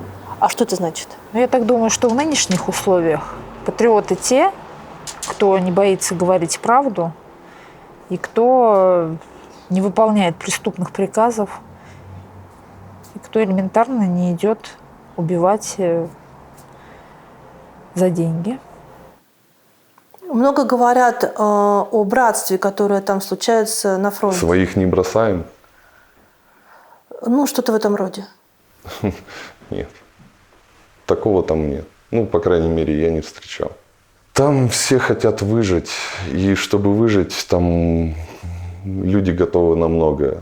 На нуле, чтобы ты там остался и тебя не отправили в бой, стоит 1 миллион рублей. Это кому надо дать?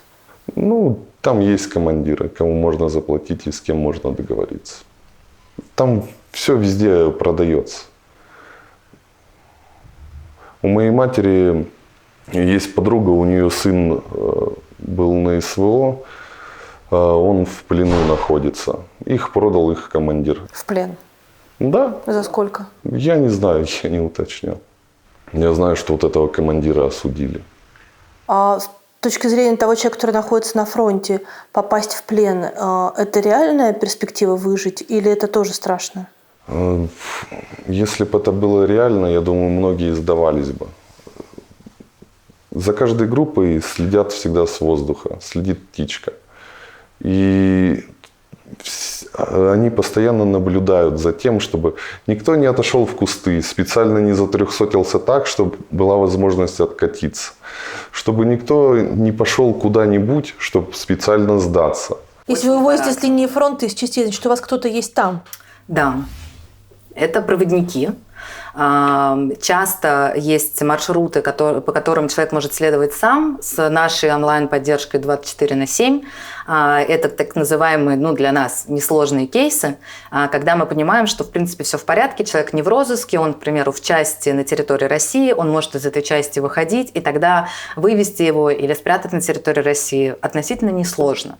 А есть, конечно, серьезные ситуации, когда человек находится на линии фронта или сидит в яме, и в таком случае это занимает больше времени, но, конечно, мы всем всегда стараемся помочь. У меня день, например, курсантский состоял из того, что там в 6 утра я встаю, в 6:15 у меня утренняя физическая зарядка, в 6:40 она заканчивается, мы приходим обратно в казарму, там умываемся, чистим зубы, заправляем кровати, потом выходим опять вниз строиться, идем до столовой, перед столовой строимся, там, принимаем пищу, завтрак, строимся, стоим минут 30, 8:30 у нас начинается еще развод, мы вдвигаемся на плац.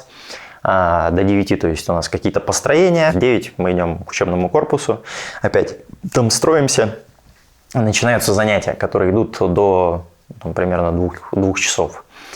Потом в 2 часа мы также спускаемся, строимся, идем в казарму, там, кладем какие-то учебники, выходим обратно, строимся. Вы заметили, сколько построений уже как бы было? То есть полностью не самостоятельная жизнь, ты постоянно от кого-то зависишь, ты ходишь всегда строем, у тебя нет какой-то свободы действий, свободы выбора. То есть в таком режиме я проучился год, можно сказать, и подумал, что с этим надо как раз-таки что-то делать. Я попытался подать рапорт на увольнение, пришел к командиру, говорю, вот мой рапорт. Командир там, по-моему, сразу позвонил моей маме, сказал, что вот ваш сын балуется, подает какие-то непонятные бумажки, сделайте с этим что-то, повлияйте на сына. В общем, и вот у меня 2 недели были разговоры с родителями опять. Ты говоришь, родителями, то есть там отчим, наверное, есть, да, или что? Отчима нет. А родители? Ну, это мама просто. А отец есть? Отца нету. А ты даже не знаешь отца? Нет. Я был готов к этой вот военной жизни изнутри, вот это квадратное катить, а круглое это... Ставить. В общем, да. И поэтому для меня не было вообще проблем быть военным, там, вставать рано, не спать, мало есть. Я был готов к этому. Но, когда в академии все, приказ подпиши, молча, ничего не задавая никаких вопросов, сделай это туда-сюда, все. Я вот это не смог с этим успокоиться и просто тихо, молча, допустим, ту же самую подпись поставить. Сначала я как-то так, ну вот жалко, но начинает там что-то еще рассказывать. Я-то понимаю, что жизнь надо, жизнь одна, и вообще ценить ее надо, и не принуждать себя к тому, что ты видишь. Если ты видишь там белым, то не надо его называть черным, или там наоборот. Вот. Ну, я как-то, хорошо, давай. И у нас выходят эти 2 года обучения за год службы, и тут наступает мобилизация. И они начинают говорить, что если ты оттуда уходишь, то идешь сразу на мобилизацию. Сколько в общей сложности вы провели времени там вот на линии ведения огня, на первой линии? Первый БЗ – это 3 дня, второе БЗ – это 2 дня. То есть всего 5 дней? 5 дней. Обычно люди живут там 1 день. На 3-й день на первом БЗ я получил ранение сначала в руку. Я откатился до ближайшего блиндажа, где меня ребята наши перебинтовали. Сообщили об этом командиру, что я не могу держать в руке автомат, чтобы мне дали возможность отойти назад. На что он сказал, что это не считается ранением и что я должен идти вперед. Мы собрали новую группу, и я снова пошел вперед. Камикадзе, дроны, и я получил ранение в спину. После чего я снова откатился в блиндаж, и мне уже тогда разрешили отход. Ребята, которые пошли дальше, они все не выжили. Я провел месяц под капельницами в Луганске. Хотя я был выписан в удовлетворительном состоянии, я практически не мог работать правой рукой. Я ее вообще, в принципе, не мог даже выше вот так поднять. Меня привезли в часть на полигон. Начмет меня осмотрел. Говорит, тебе нужна, реабилитация 2 месяца, как минимум. Но у нас физиотерапии нет, ничего нет, поэтому по нашим меркам ты здоров. И меня отправили через день уже в саму Макеевку. Что в Макеевке? В Макеевке я знаю, что пока я лежал в госпитале, ребята взяли центр этой деревни, и командир им сказал, что нужно установить там флаг. Нашей страны. В Макеевке? Да. Этот флаг установили, и всех ребят, которые там были, их просто убила артиллерией со стороны ВСУ. Я приехал, я уже видел вот эти трупы. В принципе, трупы там везде, там земли, в принципе, очень мало. Там в основном одни трупы. Там бегаешь по трупам. Никто их не забирает. Наша сторона их практически не забирает точно. А та сторона? ВСУ забирает и своих, и наших. чему я был очень удивлен. И дальше что? Дальше вас снова посылают на здание куда, если уже флаг установлен? Куда еще идти? Да, и от этого флага ничего не осталось. Сами боевые действия, они протекают примерно по одному шаблону. Сторона Украины отступает, позволяет нам занять какую-то точку, накрывает ее артиллерией и спокойненько заходит туда-назад. И вот так оно все время. Туда-сюда, туда-сюда. Я приехал туда с 2 парнями, потому что мы с госпиталей все. Вот один парень провел в коме полгода. В коме? В коме, да, он провел полгода, его отправили назад в часть, посчитали, что он здоров, и его вот отправили со мной. Еще один тоже был с госпиталя. Вот нас 3 на багги довезли. На багги? Да, на багги. Уже на первую линию непосредственно, где мы встретились с нашим командиром. Он мне сказал, что вот ты и еще один человек возьмете рацию и пойдете передадите ее нашим ребятам в один из опорников, так сказать. Дальше скажем, что делать. Никаких наших там не было. Этот окоп был противоположной стороны ВСУ. И был бой, в котором 2 человек погибли, 1 был ранен, и вот я, еще один товарищ мой, вышел оттуда. Я выбежал под свист пуль, параллельно жгутовал себя, потому что у меня хлестала кровь. Я обернулся, чтобы сказать товарищу, чтобы он бежал быстрее. Он сказал, что я больше не могу, и сел под дерево. Я услышал снова свист пуль, упал на землю, пополз в посадку, услышал жужжание дронов, встал, побежал, понял, что я от них никак не убегу, потому что они летают очень-очень быстро. Увидел, под деревом лежит снятый бронежилет, кем-то выброшенный. И лег под дерево, укрылся этим бронежилетом. В меня врезалось, так сказать, взорвалось 4 дрона на добивание. Я не знаю, каким я чудом выжил. А товарищ ваш? Товарищ мой, мы с ним встретились в госпитале. По его словам, он до ночи ползал по кустам и прятался. Когда ты понял, что ты больше не можешь?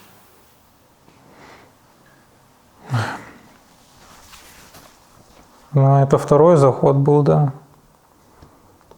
Все потери, ситуация, в которой ты ничего не можешь сделать, ты как наблюдатель, будто бы там, что ли.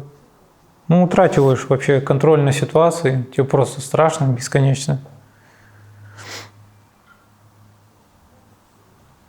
Разные случаи там были. Что подвалы заваливал, где люди находились. Просили развести. Кто-то помогите хотя бы. Мало кто соглашался. Завалило подвал, там пожар образовался. И люди, в общем, задыхаться дымом начали. Они сами выбраться не могут. Говорит, помогите, кто может. Я забоялся тогда, я просто не вышел. 2 человека согласились, они пошли раскапывать эту куйшу. Даже успешно спасли людей. Вся эта группа, которая там сидела, они пошли. Да им пункт управления, что дальше делать? Он говорит, возвращайтесь на позицию. Обратно. То есть такой круговорот бесконечный, независимо от того, где ты был, что ты видел. Естественно, это никто не спрашивает. Так или иначе, ты возвращаешься обратно, в общем. Как бы ты ни старался, не убегал. Чудом тебе, допустим, повезло спастись, ты выходишь, тебе говорят, надо обратно заходить. Все так до абсурда дошло уже. Не знаю, более тогда вообще психологически здоров. У меня больше ненависти было. Так разозлился от того, что, на это подписался. Как-то себя жалким ощутил, в общем. Согласился на это. Вот этот кошмар, абсурд происходит просто. И я добровольно согласился, пришел сюда. И что я собираюсь делать? Убить человека. Я сам не знаю, за что я здесь нахожусь. И просто продолжаю следовать приказам. Ну и что туда так стрельнуло в один момент, думаю, раз меня никто не спрашивает, типа я тут сдохну один хрен. Может хотя бы это как-то смысл в свою жизнь хотя бы принести, что ли? Ну хотя бы перед смертью поступить правильно, да, и как бы умереть нормально. Отказаться от этого. Выразить протест, грубо говоря. Куча всего в голове крутилось. Были варианты, наверное, получше поступить, но я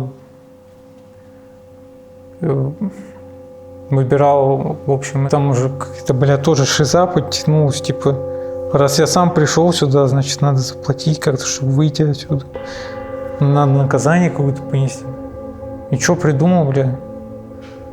Ну, запал от гранаты взял. Пороха достаточно было, я читал до этого, что... Да, ну как минимум палец оторвет. Вообще рассчитывал на кисть, чтобы точно не вернуться обратно, комиссоваться.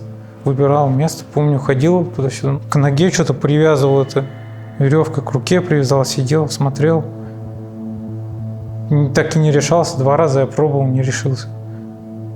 Ну там все в таком же состоянии, по сути, были уже, прям на грани безумия. Многие просто никакие эмоции уже не испытывали. Ну, им скажут, они пойдут и все. Делайте, что хотите, как бы, можете руки себе ломать. Если хотите выйти отсюда, говорит, ломайте руки себе. По-другому никак. Я помню первый кейс, когда нам написал человек, который сказал, что он выстрелил себя в ногу. И я с ним общалась, и он меня описывал, как сложно было это сделать. Они с другом договорились друг другу выстрелить, потому что одному это сделать невозможно. Очень страшно, больно и тяжело, а вот друг друга вроде как легче. И я помню, что я сидела в своей квартире, общалась с ним, потихонечку разрабатывала стратегию как раз эвакуации его. И у меня это не укладывалось в голове. Ну, то есть я сижу в квартире, а человек вот недавно совершил самострел, выстрелил в другого человека, а тот в него, для того, чтобы не убивать других людей. А я сижу, и у меня музыка какая-то играет на заднем фоне, вот чашка чая стоит. И это страшно. Но потом стало понятно, что, во-первых, нужно написать инструкцию по самострелу. Когда ты на фронте, нету у тебя хороших вариантов. Это ужасно, но иногда это единственное спасение. Конечно, писать инструкцию по самострелу было тем еще развлечением. Написали? Для меня. Да. Она есть на сайте? Нет, она по запросу высылается, когда мы понимаем, что действительно нету другого варианта. Думал, все уже. Надо либо делать, либо, конец полный вообще. Просто ничтожество уровня. Взял я с собой этот запал. Нам надо было 3-й раз заходить, в общем, возвращаться на позиции опять. Меня уже сняли с должности. Это командир отделения, вроде на тот момент я уже стрелок-сапер был. Он за командира вроде как отвечал. Там уже 1000 раз все должности переменялись. Там и командира, замкомандира, они уже один 200, другой 300 был. Серый там по рации что-то связывается, общается. Думаю, если делать, то сейчас подходящий момент. Синсценирую, что он на мину нарвался. Бредовая идея была, по сути. Если получилось так, что реально кисть оторвало, тогда, да, я думаю, никто бы не докопался. Палец – это, сомнительная история. Дерево там большое было. Этот запал с кармана достал, взял в руку, к дереву прислонил, пока все отвернулись. Чеку выдернул и просто держал дальше. Не знаю, секунды 3 до детонации, наверное. В руке прям жарко стало. Она кожу подпалила немного, и все, потом взрыв. Палец не искали. Там на месте начали первую помощь оказывать. Сам я как-то, нездорово спокойный был, в общем. Больно особо не был, поначалу. То есть шок, болевой шок вот этот. Обезбол мне вкололи. Палец не стали искать, перевязали так просто, заметовали, у кого что было. Вызвали эвакуацию. Привезли в этот знаменитый Бахмутский подземный госпиталь, куда заезжаешь, там такие, как шахты, что ли, были целые, огромные, где целый КамАЗ мог проехать. Пункт первой помощи меня привезли. Там оперировал меня, это белый Ну, как я уже потом узнал, позывной его. Местный медик, типа. Продезинфицировали, зашили, перебинтовали, все. И сидел я там, ждал, что дальше будет. Форму 100 мне дали. Записали травматическая ампутация такого-то пальца и перелом другого. На кровати места не было, спал на полу. Ждал следующего дня. Назначили мне все-таки эвакуацию. И там уже с этой бумажкой на автобусе до вертолетной площадки, на вертолет и в Ростов. Лежал там, родителям позвонил. Первый раз вроде бы. В Ростове или в Луганске это было, я не помню. То есть до этого они ни слухом, ни духом не знали вообще, что происходит со мной. Ну, типа, с ранением я в госпитале. Мать сразу же сказала, типа, я сейчас прилечу. Брат тоже встретили. Ты им правду рассказал? Ну, матери я так отстраненно. Брату, да, я сказал, что я обратно не вернусь в любом случае. Вообще со мной чего угодно не вернусь. Там другие парни тоже с пехотой чувак один рассказывал, как у них раненых вообще не эвакуировали, в принципе, в отказ шли. Ему какие-то связи были с ФСБ, что ли, поэтому у него все-таки получилось эвакуироваться. А у мамы какие аргументы? Она такая, ну что ты жить будешь где-то? Я говорю, ну вот пойду работать, там как бы не проблема. Это гораздо лучше, чем находиться вот в военной среде. Я пришел обратно к своему командиру, говорю, что вот, что там с моим рапортом? Он говорит, да, я его подам. Месяц я к нему ходил, и месяц с этим никто ничего не мог сделать. Я был такой не один, то есть там у меня были другие единомышленники, которые тоже понимали, что просто так ему уйти не получится, и надо действовать как-то иначе. Ну вот, собственно, мы с этими единомышленниками завалили сессию, нас там вводили потом по командирам, по кабинетам, стояли в полуприседе, а с нами проводили долгие беседы, как там замполит, так и просто какие-то командиры в роте, и мы поняли, что нам надо действовать еще радикальнее. То есть мы прям начинаем пропускать занятия, пропускать какие-то построения, не исполнять обязанности свои по воинской службе.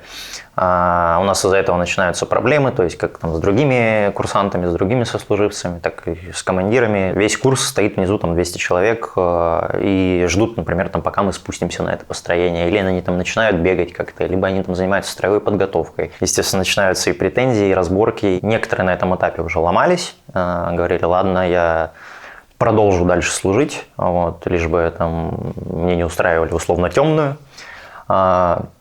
Некоторые дальше стояли на своем. То есть уйти из военного училища труднее, чем туда поступить? Да, гораздо труднее. Ну, мы, в принципе, тогда не прятались, мы хотели, наоборот, заявить о своем желании, что вот мы хотим как бы отчислиться. И, значит, заходит этот полковник, заходит в казарму, заходит к нам в кубрик, там просто стоят кровати, прикроватные тумбочки и стулья, все, больше там ничего нету. И этот полковник начинает просто переворачивать кровати, швыряться стульями. Если вы сейчас, ребята, не будете выполнять свои обязанности, если вы будете пропускать занятия, если вы не будете выходить на построение, то вы все отправитесь на гауптвахту и будете там доходиться до того момента, пока, собственно, не изъявите желание забрать все эти рапорта, которые вы понаписали. Все тогда сильно испугались. Один человек из наших как бы 3 забрал свой рапорт, а мы вот со вторым моим товарищем просто продолжили ходить на занятия и как-то поверхностно исполнять свои обязанности. А ты чувствовал, что тебя сломали в этот момент? Естественно. Ну, а что ты с этим сделаешь? А взять вещи просто свалить оттуда невозможно? Уголовное дело, самовольное оставление части. Да. То есть это приравнивается к военной службе? Да, конечно. Это военная служба и есть. То есть, да. Естественно, мне начали говорить, что вот есть приказ Путина, что все контракты, подписанные с Министерством обороны, они бессрочны до окончания СВО. Ты сразу поедешь в часть, сразу воевать. И еще как раз-таки помимо мобилизации в этом году мама признает иноагент. Я им сразу позвонила и сказала, говорю, вы знаете, вот меня признали иноагентом, ну вы как бы там не хотите его отчислить? Я 1000 раз начальству писал, начальнику академии, всем заместителям, что у меня мама иноагент, что я работаю с гостайной. Но всем сказали, нет, там все четко, все хорошо, учись дальше, продолжай. Если они не хотели его отчислять. Я там сдаю какие-то государственные экзамены выпускные, получаю проездные документы с распределением в Дагестан. Получается технически, что, заканчивая военную академию, ты оказываешься военнослужащим по контракту? Нет, контракт мы подписываем на 2-м курсе для продолжения обучения. То есть 4 года обучения и 5 лет службы – это железно? Да, на 9 лет без вариантов. Другой какой-то возможности нету. После военных учений мы вернулись, я сразу же начал подавать рапорта на увольнение. И у меня происходило, в принципе, то же самое, что в академии, но здесь у меня была уже команда юристов, которая меня, в принципе, сопровождала. Командир, естественно, не хочет тебя увольнять, когда ты только приехал, только встал на должность, и он не заинтересован максимально в твоем увольнении. Тебе он вставляет палки в колеса на всех этапах. А почему? Ну, его за это по голове не погладят. А зачем армии нужен боец, который не хочет служить в армии? Просто для количества. Таких на самом деле в армии много достаточно было на тот момент. Ну а дальше 4-й курс, зима, зимняя сессия, несдача одного экзамена. И началось, поехало суды, разборки. Это вот было самое, мне кажется, такое вот интересное время в академии. Потому что до этого, когда он учился, там вот им говорили что-то там сдавать, выполнять, там еще что-то. И как бы это все выполнялось, там сдавалось и шло дальше. А здесь при этой несдаче вот мы чуть-чуть копнули в учебную программу. И он мне говорит: ты смотри, тут вот, допустим, тестов нужно было сдавать 20, а я сдавал 50. Я это рапортом все направил своему начальству. Там рапортов было штук 50. Понимаете? И сначала, так как это только было, как разминка такая, он просто там отдавал рапорт. Они там его клали в стол и не давали никуда хода. Я ему тогда говорю: Саш, давай по почте. Потом он, значит, там стал дальше свои права читать, смотреть, как там они должны принять рапорт. Он там начал от них требовать. Они потом стали принимать рапорта, ставить свои подписи, передавать куда-то. Когда подходил вот этот момент непосредственно моего отчисления, естественно, там, по правилам нашим внутри академии создается круг лиц, заседания закрытые из всех там профессоров, полковников, генералов и так далее, и решают судьбу, отчислять или не отчислять. И, естественно, они все смотрят не только, как он сдал или не сдал экзамен, а личную карточку, характеристику, что говорят товарищи об этом курсанте и так далее.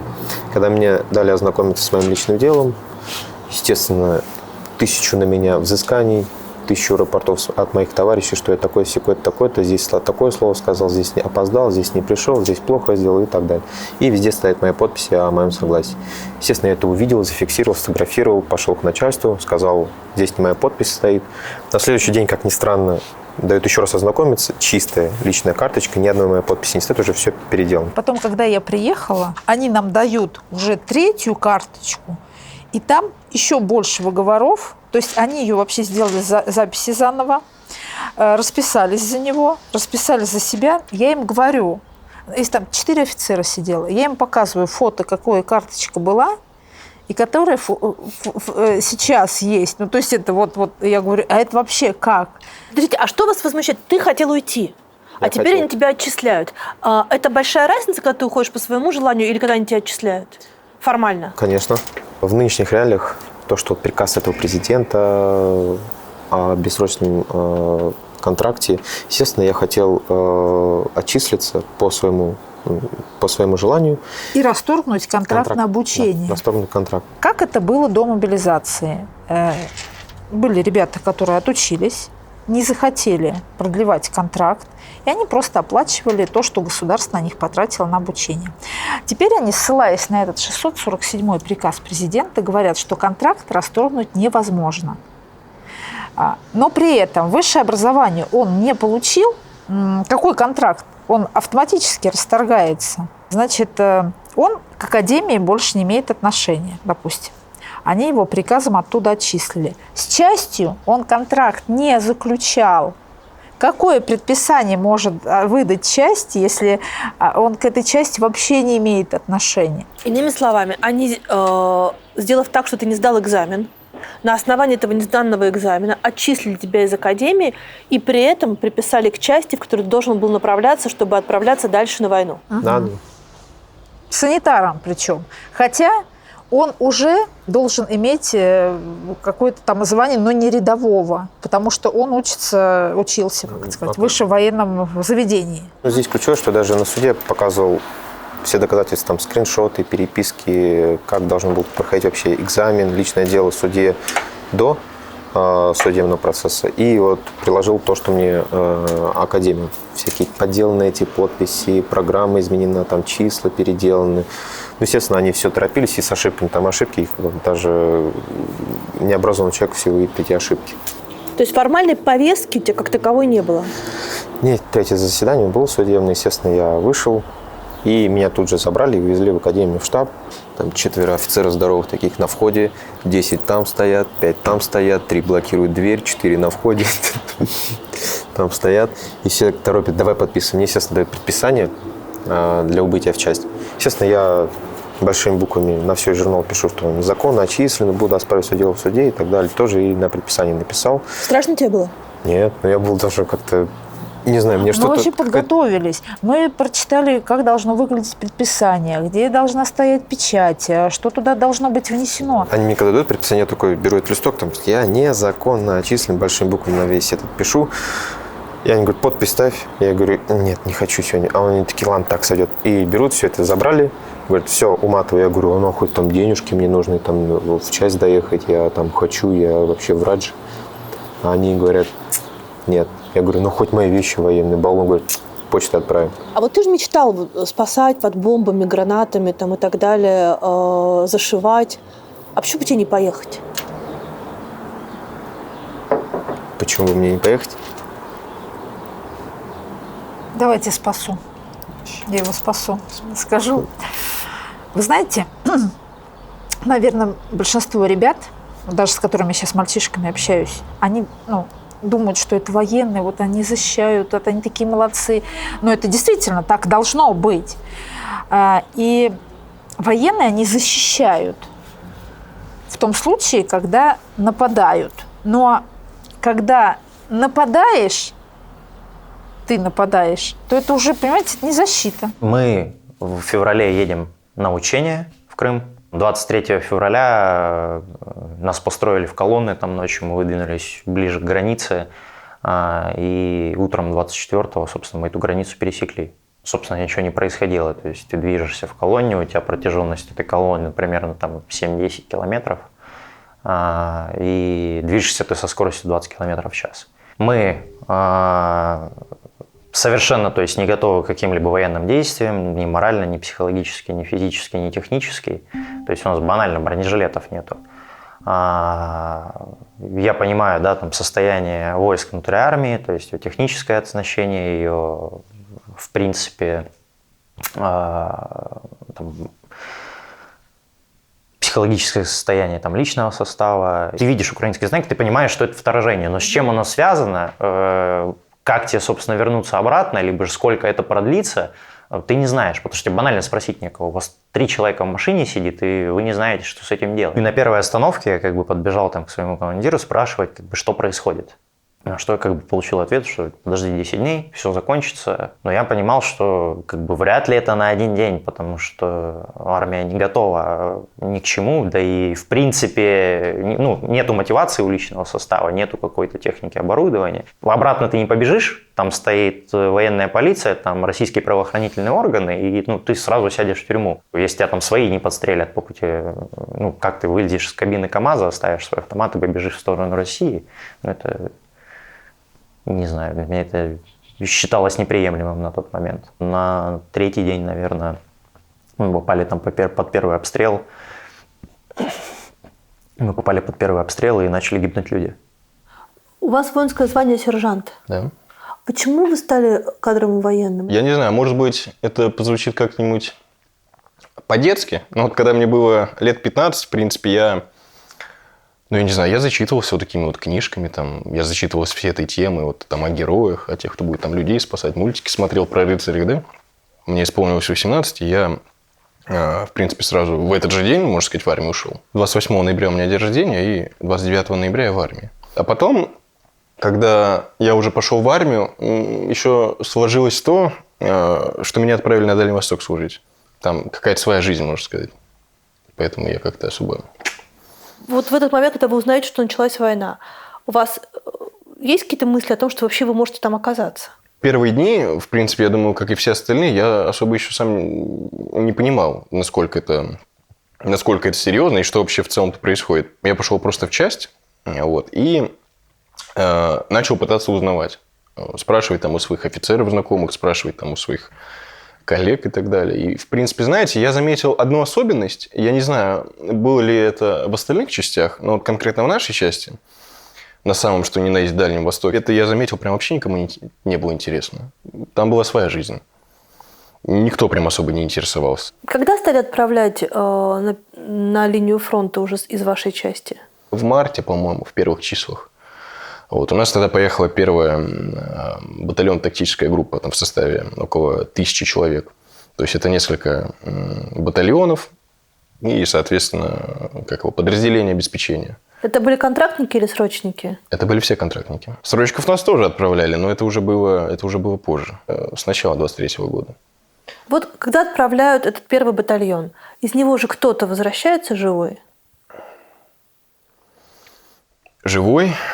Как вам объяснить? Смотрите, как только у нас поехала первая волна, вот, у нас на тот момент еще чисто теоретически возможно было уволиться. Вот. То есть, как это происходило? Вот у нас ребята, кто туда поехал, они если получили какие-то серьезные ранения, да, которые уже, которые уже они не могут стать в строю из-за этих ранений, они после этого могут себе запросить врачебную комиссию. И, соответственно, после этого уже уволятся.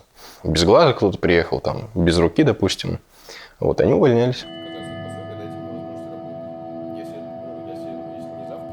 Я заметил, чем человек больше участвует в войне, вот именно вот уезжает туда, и чем там дольше находится физически, тем меньше он начинает думать о политике и так далее. Он уже думает о выживании, он уже думает об общении. Ему уже не интересно то, что украинцы виноваты или русские виноваты. Разговор о том, что делаем мы что-то правильно или не делаем, в принципе, я такого ни разу не слышал. Вот именно с ними. Сколько из тех, с кем ты учился, оказались в итоге на войне? Многие, 70%. Они живы? Не все. Я стараюсь уже не поддерживать связь с курсом, поскольку вряд ли меня там кто-то поймет. И чем больше человек проводит в армии, тем сильнее армия его поглощает, и меняет его взгляды в том числе. А внутри армии, сколько ты, полгода, считай, провел в Украине? Да. Внутри, вот все эти люди, они понимают, за что они воюют? Нет, ни у кого нет мотивации воевать, никто не понимает, за что воюет тот или иной конкретный человек. А почему эти люди, я не говорю, что не бунтуют, но почему они просто не складывают оружие? Говорят, я больше не могу, я не хочу. Человек, который находится в этой системе уже 10 лет условно, он не привык задавать лишних и глупых вопросов. Ему сказали «делай», он будет это делать. Он не пойдет спрашивать «а зачем?», «а куда?», «а почему?». Он не мыслит критически. А возможно, он где-то внутренне с этим совсем не согласен, но он не знает, что с этим делать. Он не знает, чем он займется, если там уйдет из армии, если ему предоставят возможность управлять своей жизнью. Он полностью зависимый человек. То есть проблема в том, чтобы управлять своей жизнью?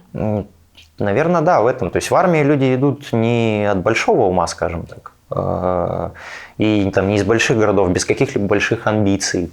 Эти люди идут конкретно подчиняться, получать зарплату, идут за какой-то стабильностью.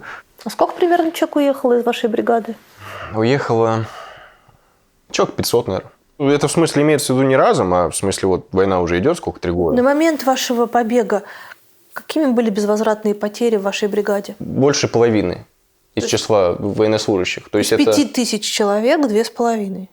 Это плюс без вести пропавшие. Я склоняюсь к тому, что они, скорее всего, уже мертвы, потому что это очень давно уже. Вот. И, в общем, да, это где-то 2500 человек. Вот. То есть это поначалу можно было сказать, что кто-то не понимает. Вот некоторые, допустим, сейчас политики говорят, что это война не россиян, а Путина, допустим. Вот я с этим не согласен. Это война не Путина, это война всех россиян. Потому что не Путин стоит с автоматом. Мне кажется, это прям, я не знаю, шизофрения, наверное, какая-то будет, если человек скажет, да я там не в курсе. Я думаю, что все люди сейчас понимают, что идет война, россияне напали на Украину. Другой вопрос, скажешь ли ты это открыто, допустим, да? Вот. Может, тебя запугали, опять же, может, тебя подкупили, может, тебе просто это невыгодно. Как бы можно много рассуждать там о судьбе мира, но когда у тебя дома маленькие голодные дети, многие люди взрослые могут сделать неправильный выбор.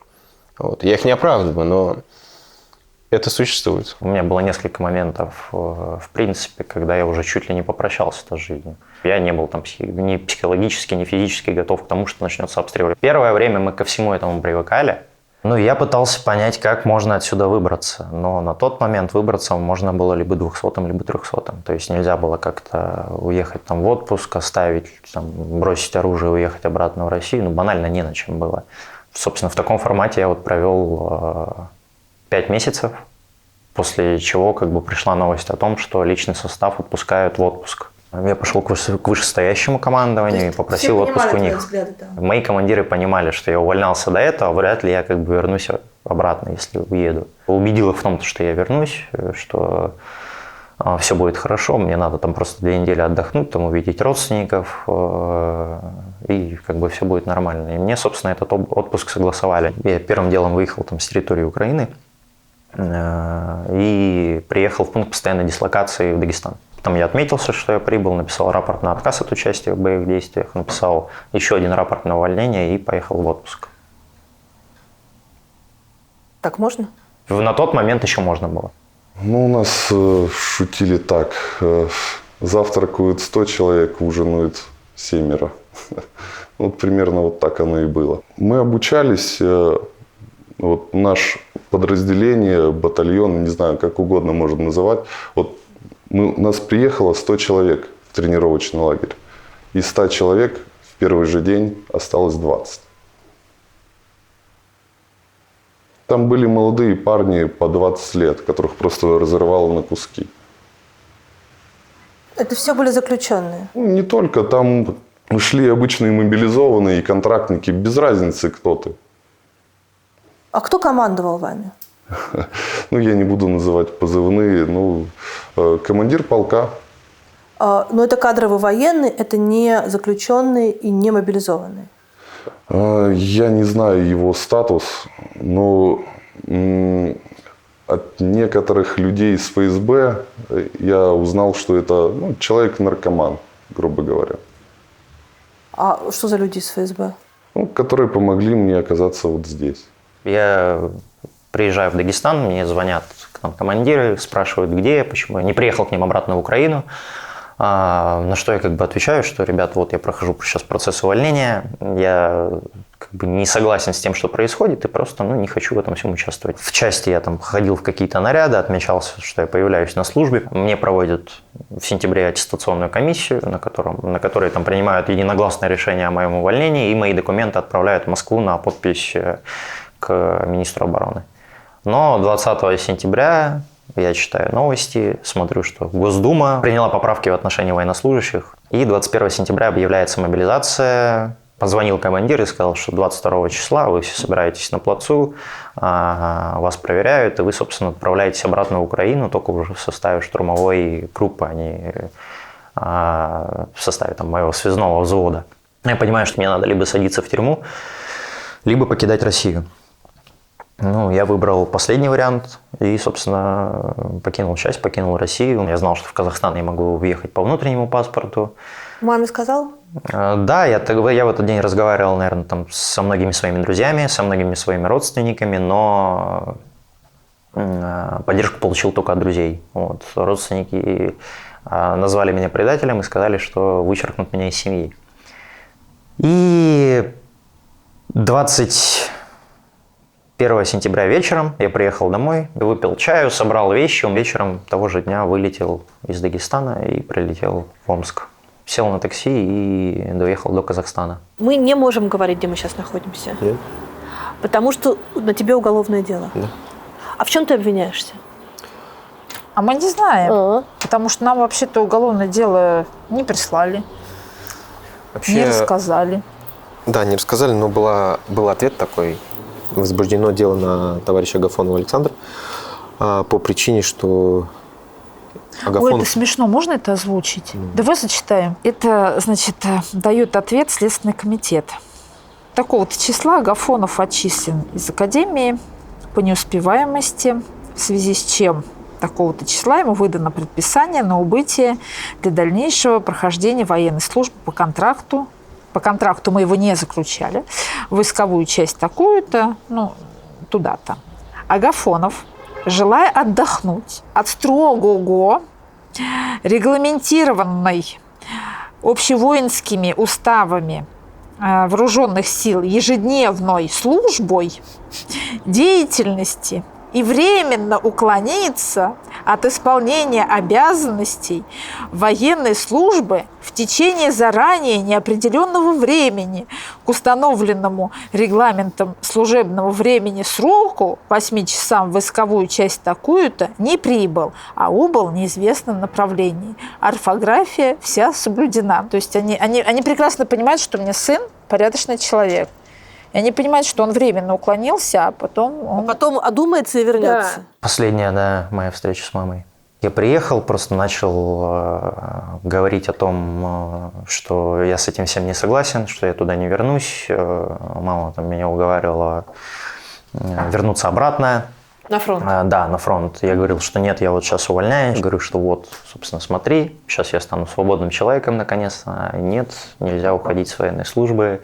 Это твой билет, так сказать, в будущее. Но я уже тогда стоял на своем и мог что-то... То есть она вообще не рассматривала возможность, что ты там, что ты можешь погибнуть, что ты можешь кого-то убить? Я не знаю, возможно, рассматривала, но... Ты единственный ребенок у нее? Да. Получается, что маме было проще принять, что ты пойдешь на войну, чем то, что ты не станешь военным. Ей было проще принять. А если бы ты погиб, она бы считала тебя героем? Скорее всего. Не знаю. То есть в твоем решении дезертировать она тебя не поддерживала? Нет, абсолютно нет. Ну, когда я, собственно, выезжал из России, она мне сказала, что вот я поеду ловить тебя на границу, я не дам тебе как бы уехать. Не дам тебе совершить ошибку. А если бы она тебя поймала, бы тебя на фронт отправила? Скорее всего. Не знаю, это вот прям вот такой вот Z-патриотизм, когда все думали, что компьютеры испортят детей, а телевизор испортит родителей. Именно. Не знаю. С момента мобилизации по сейчасшнее настоящее время цены растут, чтобы вы понимали, в прогрессивно там батон хлеба 100 рублей, например, на территории этой, а литр бензина 1000 рублей. А бутылка сколько? Бутылка дешево. Вообще раньше по 300 рублей литр. Некоторые по 10 литров продавали по 300 рублей, а потом уже, соответственно, дорожало. По 5000 уже бутылочка, по 10. А, да? Да, конечно. Это уже они диктуют правила, а не мы. Они знают, что у нас большие зарплаты. Я про Сватово. И дальше тоже, кстати, города, они особо не отличаются. Там таксисты вот с такими котлетами русскими рублями ходят в магазинах. Итак, сколько отпуск стоит? Отпуск стоил зимой 10, а уже я покупал к сентябрю 50 тысяч рублей. Сколько, 2 недели? Не, неделю. Неделю. И сказали, если хочешь продлить, это было как услуга, но уже за 100. Вот. Причем, как он объяснял, и вроде как это так и было, что это и официально, и неофициально. Что там, например, я мог числиться в их части по документам реально, то есть меня на границе остановят, я им покажу, они проверят даже по базе данных, если я буду числиться в этом полку, хотя по факту я реально в другом полку числюсь. И это как-то работало, я не знаю, как это работало. Вы покупаете отпуск, возвращаетесь домой? Да. У нас все вроде как срасталось, мы должны были по медицинским показаниям. А у вас были ранения? Нет, но должны были приписать такие, чтобы я не должен был, не буду вдаваться. Это тоже стоит денег? 200. Но это тоже варьируется по-разному. У кого-то за 40 тысяч удалось выйти, а некоторые платили и 700 тысяч, и миллион даже, я знаю, и не прокатывало. Ты идешь как бы на свой страх и риск. И, соответственно, буквально неделя, нет, даже 5 дней прошло, и ко мне уже нагрянуло товарищи в погонах. Уже нагрянули, и у меня тогда уже сердечко остановилось полностью, потому что я находился в квартире в этот момент и прятался за дверью, когда у меня мать открыла, соответственно. Ну и мысли разные уже. В окно я думал там на дерево прыгнуть и куда-то бежать, я уже не знал. Но, слава богу, он не зашел. Но я предпринимаю решение, что надо бежать, и бегу в глушь, к другу, в деревню, и там полгода где-то, да, полгода. Искал варианты, и в итоге пришел к сознанию, что уже навряд ли. Очень сильно за это взялись, из-за мобилизованных, за поисками ими, что много людей сбежало, очень много людей сбежало реально. Ребята, которым пришли деньги за ранения, они отдавали по миллиону, чтобы уехать в Россию и где-то там затеряться, чтобы как-то пропасть. А вот кому эти деньги нужно отдать, чтобы уехать? Разные люди есть. В Луганске, в госпитале, сами врачи, можно сказать, помогали, способствовали этому. В Воронеже госпиталь уже был такой гражданский, и там было все намного сложнее. Потому что ВПшники тебя никуда не выпустят. И что вы делаете дальше? Мне дали контакт одних людей из ФСБ, которые могут мне помочь. Что, прям реально из ФСБ? Да, они ко мне пришли, и я понял, что с этими ребятами точно шутки плохи, когда они послали на 3 буквы ВПшника, который сказал, что ребята, вам сюда нельзя, и здесь разговаривать нельзя. Дальше? Мне дали отпуск, из которого я смог как раз-таки уехать сюда. А что стало последней каплей? Последней каплей стало то, что в августе 23 года меня пытались отправить в Украину. Вот. Но я не буду раскрывать все подробности. Мне повезло избежать этого благодаря своим волшебным штучкам. Вот. Меня просто сняли с рейса в последний момент, потому что я работал с мобилизационным учетом, и я в части был такой один. Сказали, нет, ладно, он еще пригодится, оставьте его. Вот. И после этого момента я понял, что перспектива оказаться втянутым в войну, она уже где-то здесь. Вот. И нет времени там пытаться как-то, не знаю, придумать какой-то мегаплан, как там законно уволиться и так далее. Вот. Потому что это, конечно, легко рассуждать, то, что там, да возьми, убеги, да? Но когда у тебя семья, зарплата, куда убежать? В принципе, для мира, конечно, я бы сделал, наверное, что-то хорошее, если бы просто взял там и сделал что-то из этого рода, да? Но для своей семьи я бы ее оставил без поддержки. Поэтому я сделал свой выбор, я ждал. Ждал, пока у меня что-то получится. Так, я работал в штабе, я смог немного, поволшебничать и сделать себе сам отпуск. Вот. И за этот месяц я ждал загранпаспорт. Либо мне одобрят через госуслуги, допустим, да, мне придет, оповещение. Вот. Если не одобрят, я по внутреннему паспорту, попаду в Казахстан, и там уже, не знаю, в лесах буду скрываться. Но на тот момент я уже, в принципе, готов был к тому, что меня могут и не посадить, допустим, на рейс, меня могут и остановить где-нибудь и так далее. Конкретно в августе 23 года я уже понял, что, это уже прям не смешно, нет времени. Либо ты на этой стороне, либо на этой. В серединке нету ничего. Но я понял, что на этой стороне я не хочу быть.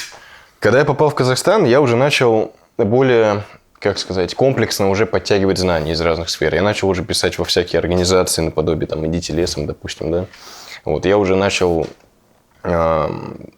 думать, где мне нужно остановиться, чтобы у меня хоть немного времени было, небольшое окно действий. И в Казахстане мне сразу сказали правозащитники местные, что нет, Казахстан – это не вариант. А где безопаснее, в России или на территории других стран? На территории других стран. Но в России тоже можно скрываться. Очень многие выбирают для себя оставаться в России. Кто-то не знает язык, кто-то боится, что там не сможет устроиться, кто-то хочет быть поближе к семье.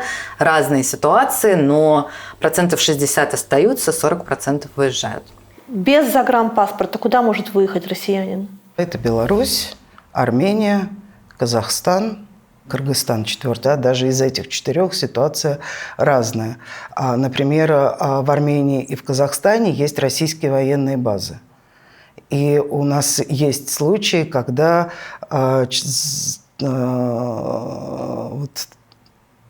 человека... не то чтобы сложно сказать, похищали, не похищали, но, например, из посольства в Армении забирали на военную базу в Гюмри, и там человек уже находился под властью, по сути, российского государства. Туда не мог попасть армянский адвокат, и хорошо, что в этот момент в Армении был адвокат, российский, и мы туда смогли зайти. Это кейс Щетинина? Да, это кейс Щетинина. И мы туда смогли зайти и поговорить с ним, опросить его, сначала получить его согласие на дальнейшую юридическую помощь с нашей стороны, и потом, видимо, в результате, опять-таки, давления со стороны руководства военной базы, он от этой юридической помощи отказался. К сожалению, у 95% людей, которые к нам обращаются, нету загранпаспортов. Соответственно, без загранпаспортов они могут оказаться наиболее безопасными для них стран – это Армения и Казахстан. Есть еще Беларусь и Кыргызстан, но туда точно не надо соваться. Если есть загранпаспорт, то, конечно, вариантов намного больше. Можно уехать в Европу, можно уехать в Южную Америку. Тут еще нужно понимать, что ни за кем из наших дезертиров, с которыми мы работали, не охотились вот предметно. То есть это обычный рядовой солдат или офицер. Это не какой-то человек с доступом к гостайне в 99% случаев. Конечно, никому вы не нужны. Да? Нужно соблюдать простые правила безопасности, про которые мы, конечно, рассказываем, объясняем, показываем. Но вот хватать вас за руку и специально за вами следить никто не будет. Часто бывают ситуации, когда люди по пьяни начинают что-то рассказывать и говорить там про свою сложную судьбу дезертирскую. Но, конечно, это делать не стоит, но соблюдая множество осторожностей, еще если тебе помогает семья или друзья, это тоже делать можно, и большое количество людей скрывается на территории России. Ну вот, к примеру, по данным медиазоны, уже, насколько я понимаю, больше 10 тысяч уголовных дел, связанных с самовольным оставлением части, дезертирством и вот таким подобным статьям. И это только то, что попадает в суды. Еще огромное количество у нас, еще больше людей, конечно, как бы растворяются сами по себе, не прося ни у кого помощи. И поэтому мы не знаем реальных оценок, но мы понимаем, что это большие цифры. К примеру, в марте 2024 года 654 уголовных дела было, то есть это по 34 приговора в рабочий день. Военные суды выносили. И очень часто, кстати, за дезертирство, это две разные статьи. Есть самовольное оставление части, статья 337 до 10 лет лишения свободы. Есть дезертирство, статья 338 до 15 лет лишения свободы. Так вот, по этим статьям очень часто выносятся условные сроки, потому что людей отправляют обратно. Это сделано специально, не просто так, а для того, чтобы сократить как бы их время и чтобы человек сразу оказался на фронте. А как вы уезжали? Быстро. Очень быстро. Я не был до конца уверен, что мне дадут этот отпуск. Я думал, что все равно могут обмануть и так далее. Но получив действительно этот отпуск 15 дней, я заказал такси, доехал до дома, и сказал супруге, что все, мы уезжаем отсюда. И мы уехали в Беларусь, а с Беларуси уже сюда. Да, я заплатил денег, чтобы меня отпустили в отпуск. Можно узнать, сколько? 2 миллиона. 2 миллиона рублей? За 15 дней. Вау. Это больше, чем вам бы заплатили за весь ваш контракт? По ранению выплачивают 3 миллиона. То есть у вас еще миллион остался? Можно и так сказать. Не думали вы о том, что проще было отсидеть? Честнее? Я в первые же дни, когда попал на полигон, я понял, что я совершил большую ошибку в своей жизни.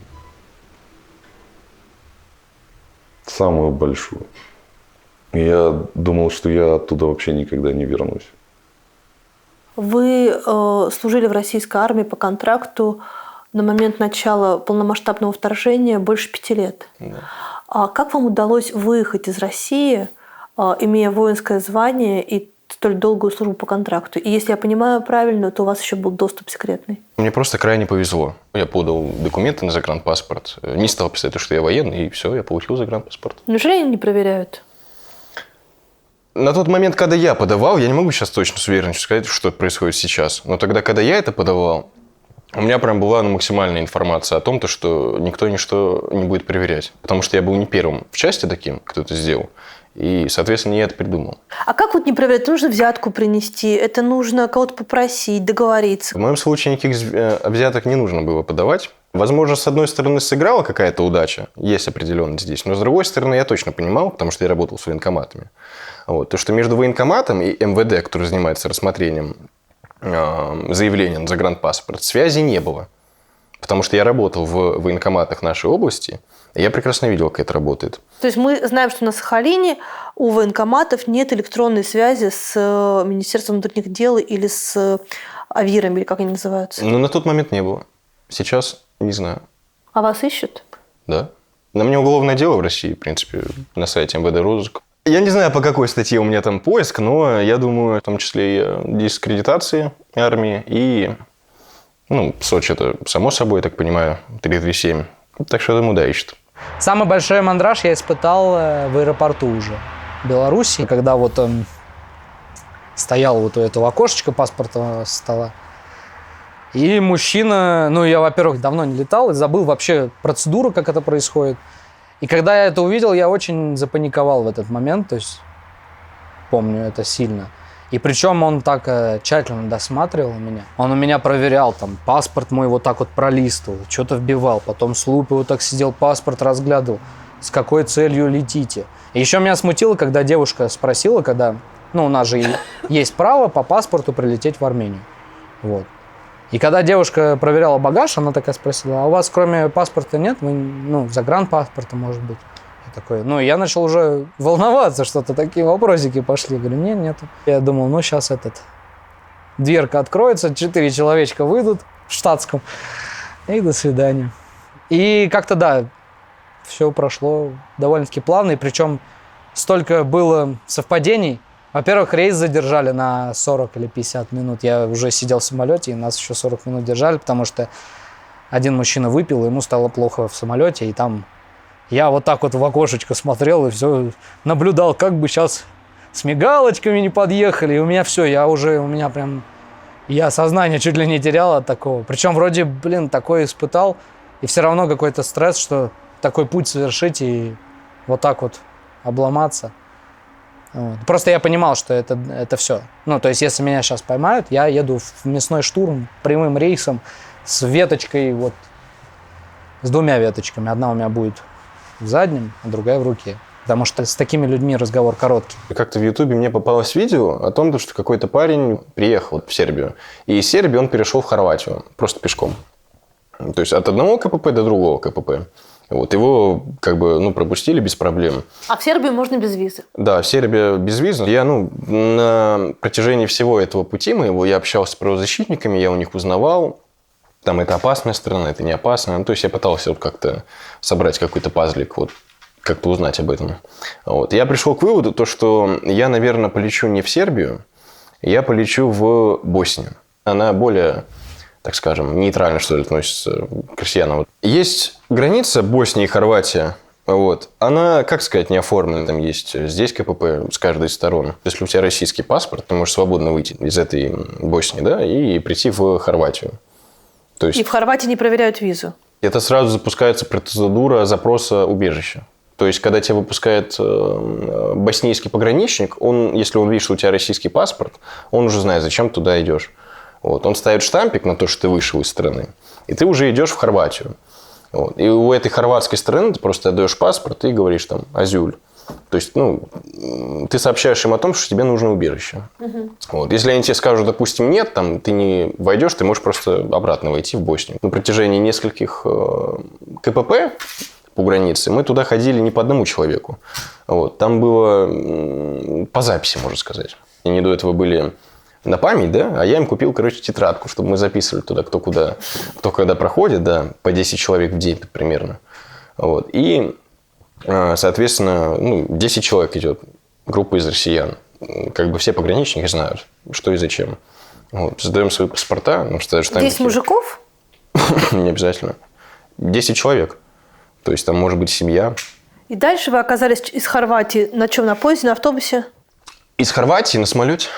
В зоне Шенгена другая система. То есть здесь нет такого, как у нас пограничного перехода, да, там, где вот так вот кто-то сидит строго и смотрит твой паспорт. Мы поэтому просто купили билеты.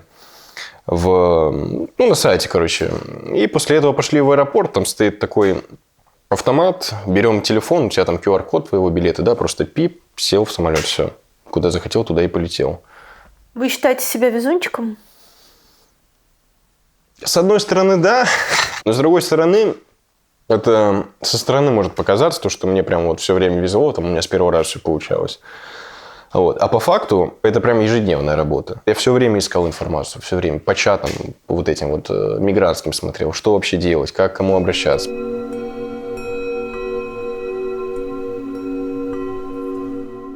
Как ты оказался во Франции? Прямой границы между Францией и Казахстаном, насколько я знаю, нет. Нам удалось добиться получения проездных документов. В Франции существуют определенные проездные документы, как и у ряда других европейских стран. Он одноразовый, то есть ты можешь воспользоваться им один раз в одну сторону? Условно говоря, да. На основании чего вы получили эти документы? На основании нашей антивоенной деятельности. То есть мы выступали против войны как в СМИ, так и сами, так вот в рамках сообщества «Прощай оружие», как призывали там других ребят не участвовать в войне. И, собственно, вот за это мы и получили эти проездные документы. Реально группа называется «Прощай оружие»? Да. Что могу сказать про нас? Ну, нас там, какое-то количество людей, да. Мы же разбросаны везде, как бы, да. Кто-то в Казахстане. Вот наш Саня, да, он занимается со всеми нами. Он главарь наш, можно сказать. Это ты придумал название «Прощай оружие»? Нет, это было наше совместное решение, так сказать, со всеми участниками организации. И все они читали Хемингуэя? Не все, но мы решили, что мы выберем вот именно это название. У ребят было желание высказываться против войны. Мы там активно сотрудничали со СМИ на тот момент, и мы решили, что нам надо создать какое-то вот свое именно сообщество, чтобы наш голос имел какую-то уже силу, вот, скажем так. И мы провели там акцию сожжения формы. А ты понимаешь, что сожжение формы по российским законам – это прям уголовное преступление? У меня уже на тот момент было уголовное дело в России, но одним больше, одним меньше. Что я с этим сделаю? Я уже свою дорогу выбрал, надо отстаивать свои взгляды и интересы. А вот объясни, в чем идея сожжения формы? Это протестная идея, скорее всего. Но это было общее желание всех ребят вот так вот выступить против войны, показать, что не все российские военные согласны с этой войной, не все российские военные поддерживают то, что происходит там. Поэтому это вот именно акция протеста. Того, что вот, ребята, смотрите, вот мы не согласны, мы там не поддерживаем, так сказать, действующую власть, и мы не поддерживаем вторжение, эти ужасы, которые произошли. Мы рассказываем про наши судьбы, где мы находимся, что мы делаем, да, чтобы поняли люди, само название говорит, да, это «Прощай оружие». Бросайте оружие, зачем вам вот это все? В Европе очень сложное отношение к российским военнослужащим вне зависимости от того, остались ли они на фронте или дезертировали. Считается, что все они, в общем, по умолчанию преступники. Но это не так. Не все, то есть не каждый российский военный, он военный преступник. То есть есть международное уголовное право, в рамках которого есть военные преступники, есть просто комбатанты. То есть если человек просто пересек границу, он не военный преступник. Если он пересек ее в составе армии, например. У нас существует определенный процесс верификации военнослужащих. То есть как приезжает новый дезертир, мы в составе верификационной команды разговариваем с этим человеком, запрашиваем у него какие-то подтверждающие документы, проводим свое внутреннее расследование, изучаем полностью досконально его кейс, его каждую бумажку, как он оказался на фронте, почему он оказался на фронте, был ли он на фронте вообще, где он находился, устанавливаем каждый населенный пункт и, в принципе... Это реально проверить?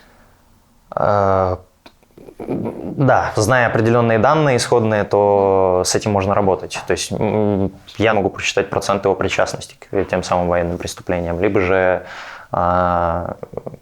я могу понять, что передо мной там не засланный ФСБшник, поскольку полностью документально можно отследить путь этого человека. И это как бы защищает больше правозащитников от контакта, так сказать, с нежелательными людьми. Потому что если кто-то из действительно военных преступников окажется с помощью какой-либо правозащитной организации где-нибудь в Европе, то, во-первых, это будет конец для этой правозащитной организации, а во-вторых, путь для всех дезертиров, он закроется, и они продолжат сидеть там в странах ЕАЭС, где они сейчас и находятся. Вот 10 человек участвовал во вторжении в Украину, участвовал в боях, а может быть даже штурмах. С точки зрения европейского законодательства, является ли он военным преступником? По Женевской конвенции военным преступником является человек, который совершил преступление против гражданских лиц. Если человек участвовал в военных действиях и воевал против военных, с другой стороны, то по Женевским конвенциям он не военный преступник. Что на самом деле происходит с теми людьми, убивают ли они гражданское население, не убивают, как они взаимодействуют с ними, доподлинно, конечно, никому не известно. Это нужно расследовать. Мы сотрудничаем с независимой комиссией ООН по как раз военным преступлениям, которые Россия совершает на территории Украины. Каким образом? Мы передаем контакты тех людей, которые к нам обращаются, если они на это согласны, для того, чтобы они давали показания этой комиссии. И уже их задача выяснять, какие были преступления, на каких территориях они были совершены. Мы, конечно, верифицируем людей, мы, конечно, должны понимать, кому мы помогаем, но мы не можем отвечать, во-первых, за всех, а во-вторых, мы не суд, который выносит решение. Мы благотворительная организация, которая помогает людям для того, чтобы приблизить конец войны, для того, чтобы меньше украинцев погибло и для того, чтобы ослабить путинскую армию. Потому что каждый человек, которому мы помогаем, который не пошел воевать, он ослабляет путинскую армию. Конечно, это капля в море, мы отдаем себе в этом отчет, но это то, что мы можем делать сейчас руками, и нам кажется, что это очень важно. А как вы получили визу? Я не получал визу. В принципе, я пробовал все, что здесь только возможно. Я и подавал визу, и я пробовал сесть на транзитный рейс, знаете, который там останавливается где-нибудь в Европе, да? И летит в какую-нибудь безвизовую для россиян страну. Я пытался сделать визу, я изучал все варианты. Там нужно иметь, вид на жительство в Грузии, если вы хотите подать документы, да? Единственное посольство, которое принимало без вида на жительство, с условием того, что вы находитесь в Грузии 6 месяцев, это была Германия. Но опять же, как вам сказать? Вот как мне им объяснить то, что я не собираюсь оставаться в Германии? Во-первых, это если вы собираетесь оставаться. Да, если я собираюсь оставаться, как мне это объяснить? То есть я должен показать то, что вот меня здесь что-то держит, то, что я вернусь, там просто съездил в гости. Это невозможно, просто это не так работает. Я уже начал просто ходить в посольство, писать там им на почту, звонить, там, здрасте, я вот российский военный. Вы же против войны? Я говорю, я тоже против войны. Я уехал там, я не знаю, там загранпаспорт свой вплоть там показывает, да, ты смотрите, я прям сразу, я хотел уехать, это не так немного легко. И с этим тоже не сложилось, потому что все-таки, как бы мне сотрудники посольства помочь не хотели, но просто не существует такой процедуры, чтобы дать визу именно российскому дезертиру. То есть есть гуманитарная виза, да, которая предназначена для людей, которых преследуют по политическим статьям, допустим, да. И есть, там разные варианты, но там нет такого варианта, что если ты дезертир, ты получаешь визу. Единственное, посольство Франции в Грузии согласилось мне помочь и просто попробовать это сделать. Мы вместе заполнили заявление, они его отправили себе в МИД Франции. И в самой Франции уже через полгода, в мае 2024 года этого, мне пришел отказ на почту. После этого посольство уже не выходило на связь со мной, скажем так, но на тот момент я уже понял, вариантов-то особо нет. Я мог остаться в Грузии. Но мои документы, загранпаспорт, он был только до 28 года, если не ошибаюсь. То есть я получил его на 5 лет. С 23 по 28. Я мог в теории находиться в Грузии около 5 лет. То есть там есть такое правило, как в народе, как это говорится, визаран. Это типа, если ты находишься в Грузии год, после этого ты должен оттуда уехать. Но можно обмануть эту систему, просто выехав на час-два, допустим, да, и обратно въехав. Если бы меня ни разу не остановили на погранконтроле, я бы мог там находиться 5 лет. Но потом в перспективе все складывалось, в принципе, то же самое. Выехать у меня уже оттуда не получилось бы.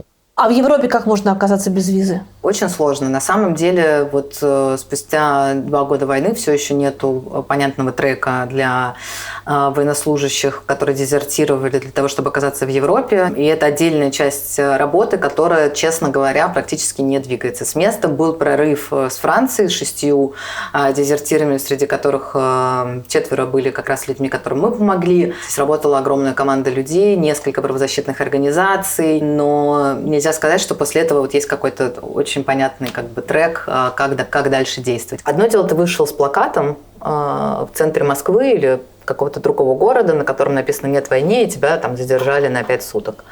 А потом отпустили, и потом ты можешь уехать в Европу и получить убежище. А другое дело, когда тебя ночью схватили, потому что ты приехал на заработки в Москву, тебя схватили в какой-то самый дешевый гостиниц, который ты снял, запихнули в УАЗик, отвезли на сборный пункт, и на следующий день ты оказался уже в учебке и дальше на линии фронта, у тебя нету ни одного варианта оттуда сбежать, потому что вокруг вооруженные люди, ты не знаешь своих прав, ты вообще не думал про войну, ты никогда не задумывался, возможно, о политике, ты просто жил свою жизнь. И когда ты оказываешься в этой мясорубке и отказываешься выполнять преступные приказы, тебя начинают пытать. Сажать в ямы, в тюрьмы, в подвалы. Это все, что происходит на оккупированных территориях каждый день. Таких людей, которые прошли, это много. У нас есть документальные свидетельства этих людей. Там нечеловеческие условия. И ты никого не убил, ты не воевал, ты смог сбежать, но ты не можешь рассчитывать на поддержку других стран. И твоего кейса не хватает для того, чтобы получить политическое убежище часто. Мне кажется, это несправедливо. С одной стороны, кто-то из чиновников говорит, что боится людей, которые были в армии, которые там могли в кого-то стрелять, которые имели доступ к оружию, что они могут быть агрессивными, ненадежными. Они боятся и не понимают, как их до конца верифицировать, если они были непосредственно в зоне боевых действий.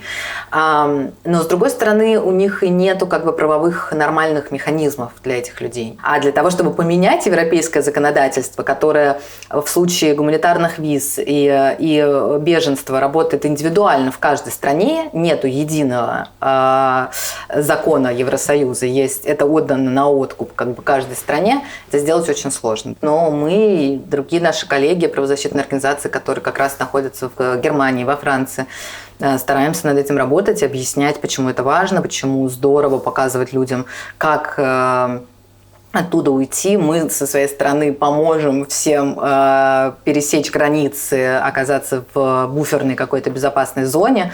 Но, конечно, дальше было бы здорово, чтобы был какой-то понятный трек. Вопросом гуманитарных виз нужно было начать заниматься после начала войны. Потому что многие люди в России, они действительно не поддерживали войну и Путина, и в том числе и в армии. Так или иначе, наверное, почти каждый военный, он участвовал в войне на данный момент. И тут уже начинается такое широкое поле, где один человек пытается узнать, военный преступник это или нет. И как это сделать, вопрос хороший. Становится больше или меньше дезертиров? Становится кратно больше, да. Почему? Во-первых, потому что все больше и больше людей становятся вовлечены в эту войну. Кто-то подписывает контракт, кого-то переводят из частей. Те люди, которые подписали контракт, к примеру, до начала войны, они не могут теперь его расторгнуть. Люди, которых мобилизовали, у которых написано в контракте, что они год будут служить, теперь тоже не могут расторгнуть свой контракт. Нету ротации, люди устают, ранения, серьезные какие-то ситуации, которые связаны со здоровьем, а есть и просто кадровые военные, которых запугивают тем, что они будут отправлены на фронт, и которые для того, чтобы этого избежать, дезертируют. И они тоже дезертиры, но они не принимали участие в военных действиях. Или тех людей, которых забрали, или они сами с дуру подписали контракт, как у нас было недавно, поссорился с женой, пошел, подписал контракт, на утро проснулся, понял, что сделал. Кажется, такого не может быть. Очень частая история. За время работы мы помогли 40 тысячам человек. Кто-то из них после нашей консультации уехал, кто-то получил юридическую поддержку с нашей стороны, кто-то получил психологическую поддержку с нашей стороны. Это разные истории. На сайте у нас есть счетчик, и каждый день он обновляется. Среди этих 40 тысяч есть отдельный процент дезертиров. В каких случаях вы не помогаете?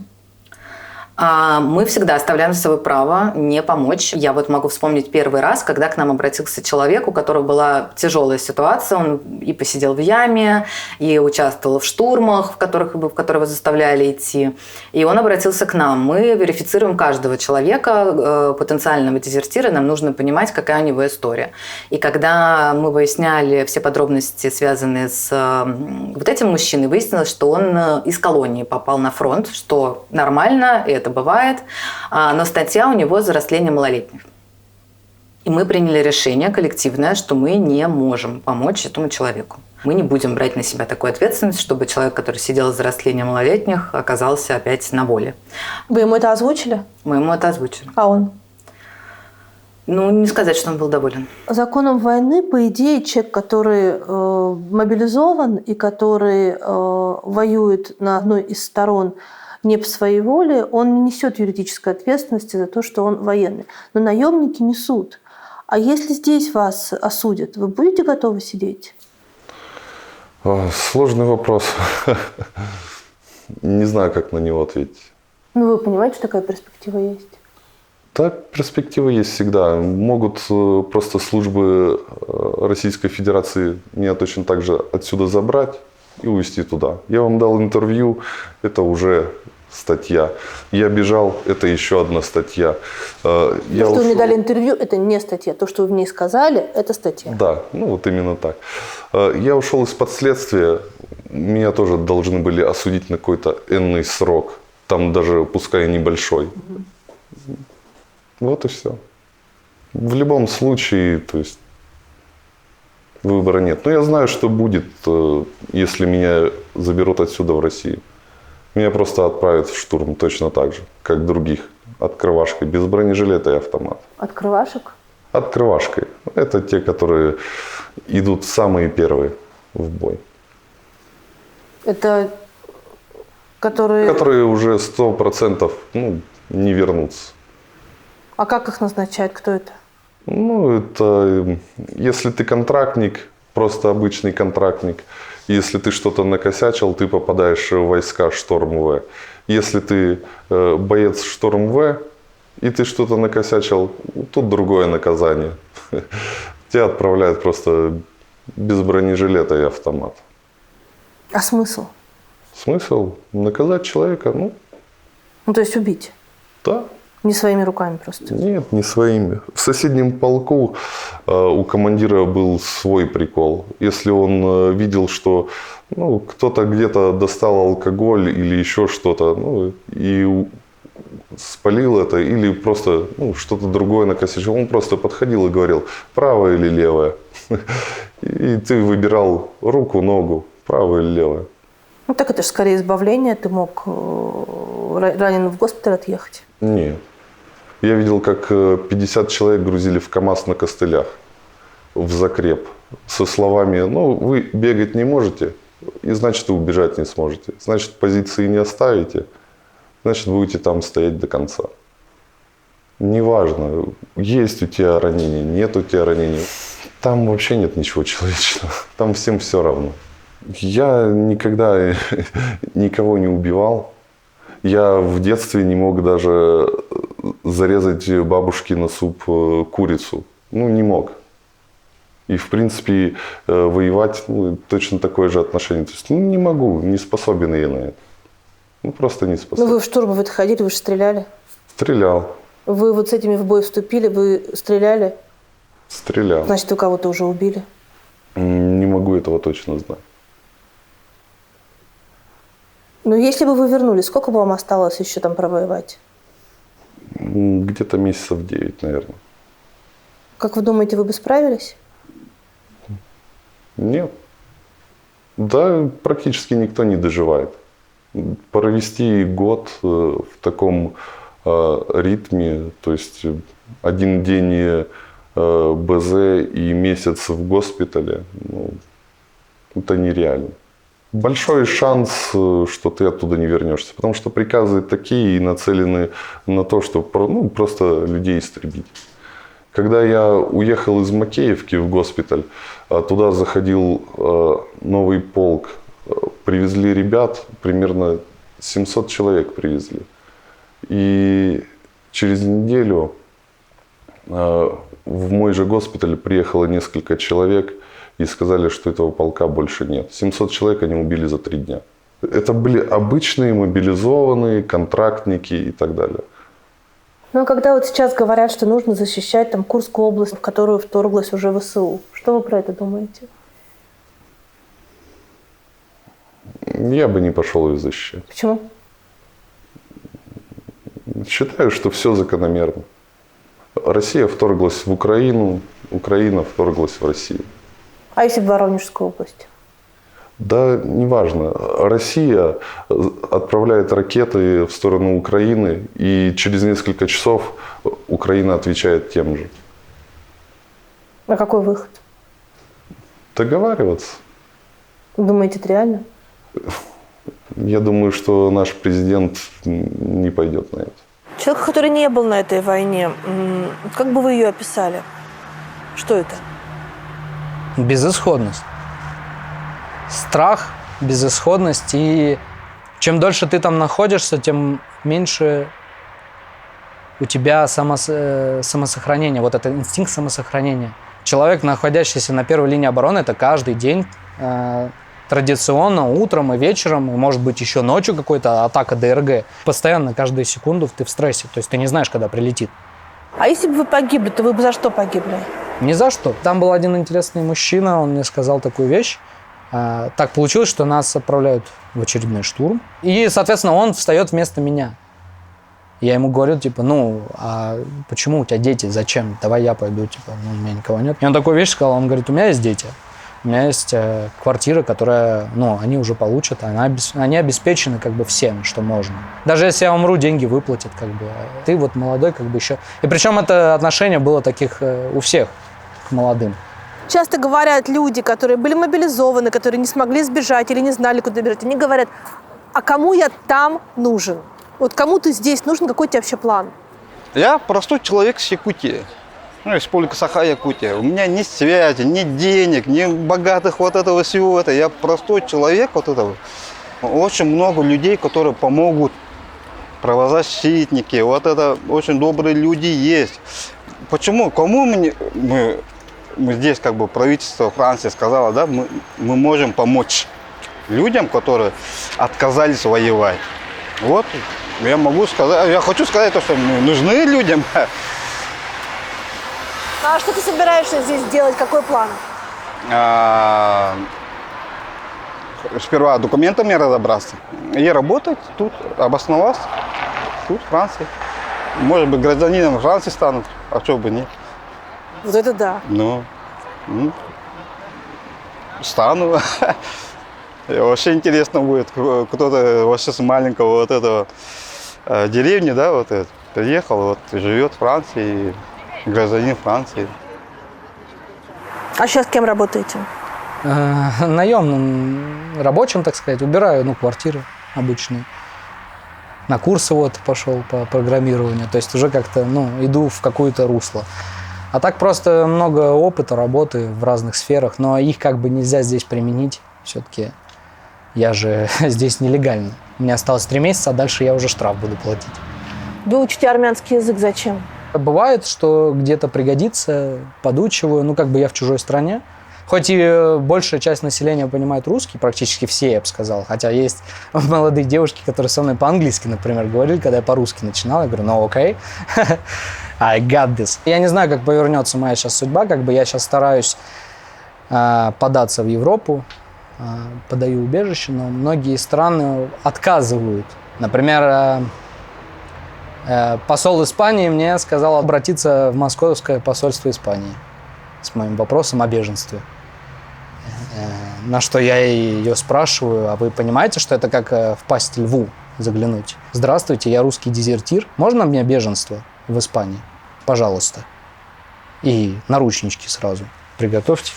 Для постоянного нахождения, мне кажется, что страны бывшего СНГ сильно уступают по части безопасности европейским странам. То есть, понятное дело, что на первом этапе, когда человек бежит из страны, то страны бывшего СНГ становятся, что называется, первой точкой.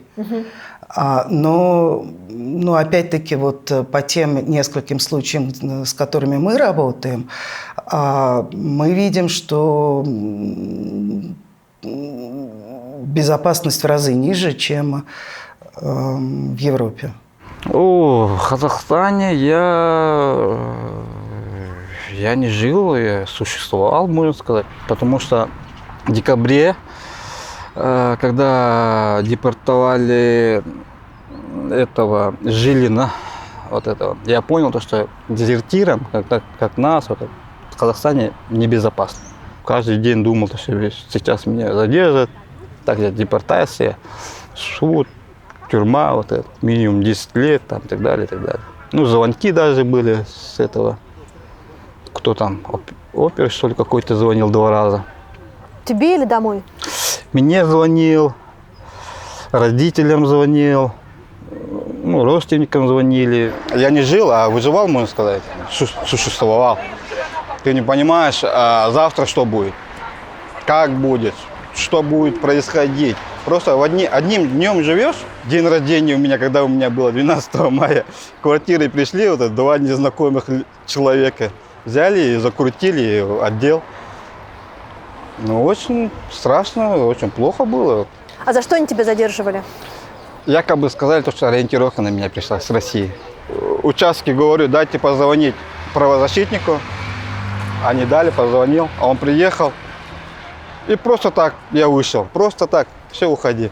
Я ему говорю, что ты ему сказал? Им сказал, нет, ничего не сказал, что вы держите его? Позвонили 2 раза с военной комендатуры Санкт-Петербурга. Спросили, где мой сын. Я сказала, что вы ему выдали предписание, вы не выдали ему денег. Он идет пешком. У нас денег нет, мы многодетная семья. Он идет, насколько у него есть сил до этой воинской части. У вас есть еще 2 сына, старший и младший. Да. Что с ними? Вы знаете, я, наверное, расскажу историю. Она сейчас затронула многие семьи. Сейчас, на самом деле, семьи у нас в стране не поделились. Даже внутри семей разделение. Наверное, безмерно счастливы те люди, которые имеют единение в семье. Но у меня, к сожалению, этого нет. После того, как Саша мой ушел в часть и идет до сих пор, старший сын у меня, кстати, благодаря которому я вообще поменяла свое видение на политическую ситуацию в стране, у меня старший сын принимает решение идти на СВО. Причем он прекрасно понимает, что это, он прекрасно понимает, кто нами управляет, зачем это стоит. Его такое решение уйти за деньги. Объяснял? Да, мы много с ним разговаривали по этому поводу, на днях говорили об этом. Он мне сказал, что вы с Сашей, вы, говорит, шли напролом системы, у вас ничего не получилось. А я не такой. Он говорит, посмотришь, что я через год вернусь. Я говорю, пожалуйста, выбор твой. Я не узнаю, где страшно? он. Нет. Вам за него не страшно? Нет. Почему? Во-первых, он, так же, как и все, мы каждый отвечаем за свои поступки сами. Я с ним общаюсь не слишком часто, просто общаюсь. Но все наше общение я постоянно говорю одно и то же. То, что это утилизация. Он говорит, посмотрим. То есть он хочет денег заработать? Если коротко. Он хочет заработать денег, и при этом он хочет доказать мне, что, с этой системой возможно бороться, но не так, как мы. Более того, у меня муж это поддерживает. Так у вас еще там в семье внутри совсем разлом? Да. У меня муж это поддерживает. Соответственно, я не могу жить с человеком, кто поддерживает войну. Вот. И мы сейчас в бракоразводном процессе. Сколько вы вместе прожили? Сколько мы вместе прожили? 28 лет. 28 лет. Мы живем в удивительное время, понимаете? Кто-то живет, понимаете, как в коконе. Вот лишь бы было мне комфортно и уютно, я буду воспринимать все как есть и как бы соглашаться при этом, но мне будет там комфортно. А я не такой человек, я не собираюсь в коконе в таком жить. А младший сын что? Нам 2 сезона призывных пытались вручить повестки, но у нас, к сожалению, военкомат не знает, как это правильно делать. Звонили мне с полиции, сказали: Елена Владимировна, вот мы ознакомились с вашей доверенностью от сына. Вы имеете полномочия представлять его в военном комиссариате. Значит, к нам пришел военный комиссар и просит нас вручить вам повестку, потому что военный комиссариат не может нам это сделать. Вы как? Меня спрашивает полиция. Я говорю: передайте военному комиссару, пусть он изучит законодательство, как, значит, вручаются военные повестки. И тут лайфхак скажу один. У моего сына нет госуслуг. И без этого можно жить, кстати, и неплохо. А кроме как госуслуг, вручаться повестка должна, как обычным способом, заказным письмом, с уведомлением, с отметкой там о вручении.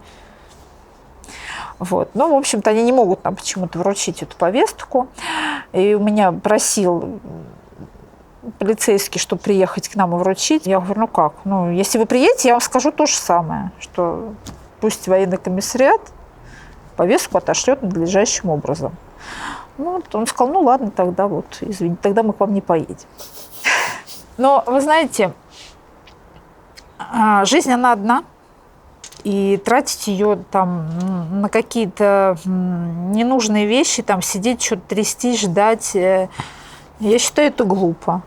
Тем более, когда есть к чему-то стремление, чему-то нужно учиться. В общем, сын мой сейчас выехал, работает по специальности. Кто он по специальности? Ветеринар. Это тихий дон вообще, да. Роман. И знаете, что хочу сказать? Мне вообще очень, обидно одно, то, что я когда растила их, да, это, вообще это сложно. Это сложно, когда ребята, девчонки, это хозяйство, плюс я еще что-то постоянно старалась строить, что-то придумывать, что-то развивать. Они у меня в кадетской школе сколько отучились. И теперь мне, получается, что в стране не нужны ни врачи, потому что у них в академии, а им там открыто говорили: нам не нужны врачи, нам нужны герои, не нужны ветеринары. Просто стране нужны герои посмертные желательно.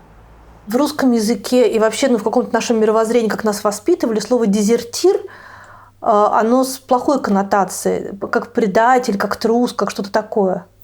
Это правда, но мы как раз стараемся с этим работать, потому что, на мой взгляд, дезертир в российской армии – это очень смелый человек, который поставлен в нечеловеческие условия, который совершенно точно делает хорошее дело, покидая российскую армию. Он не будет убивать украинцев, он не погибнет сам. Для меня дезертир – это звучит гордо сейчас. У нас небольшая совсем команда, 8 человек.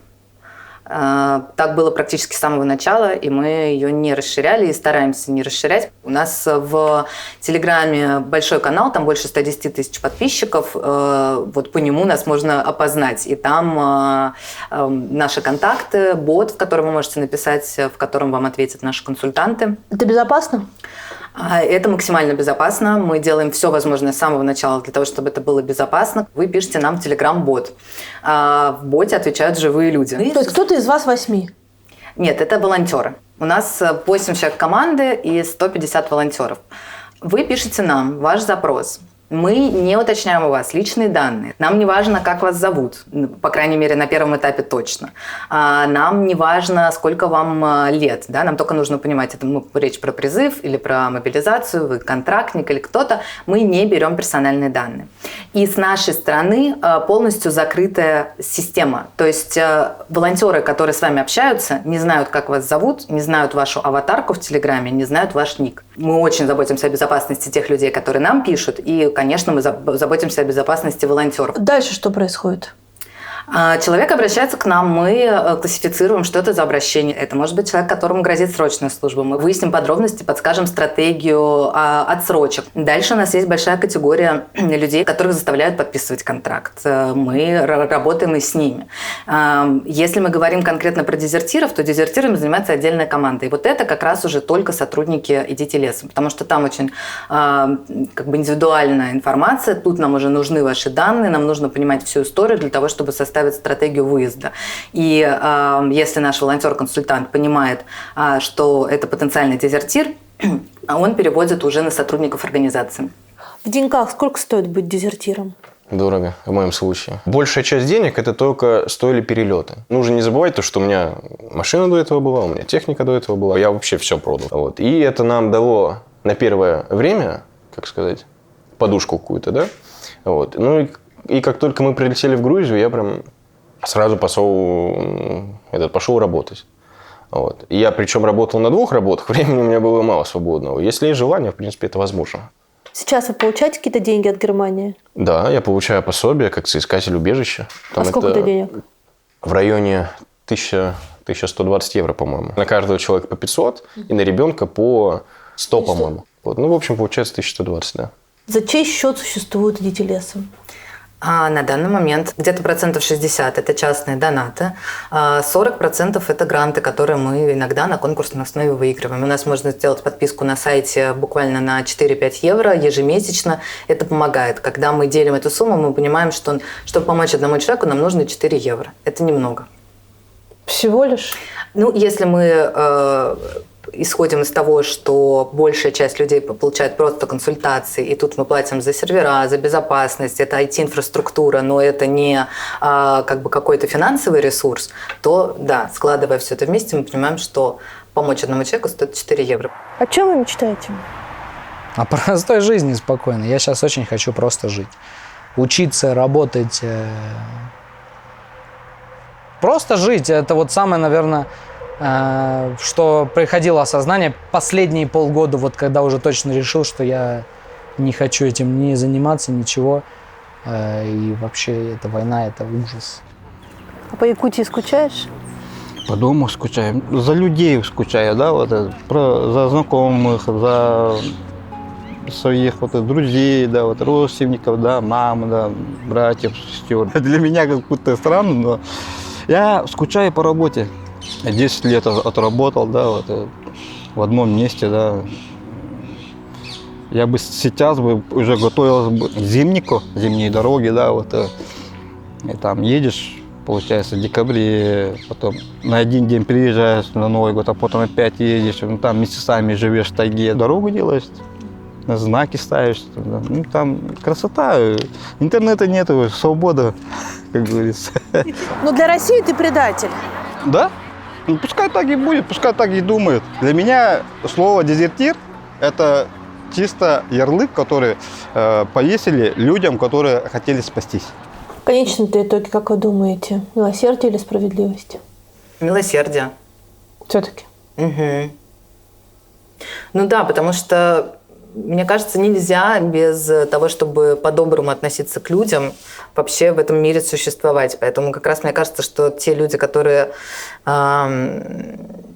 завязали эту войну, и Путин, и все это его окружение, они совсем недобрые люди. Им не знакомо милосердие, им не знакомо сочувствие.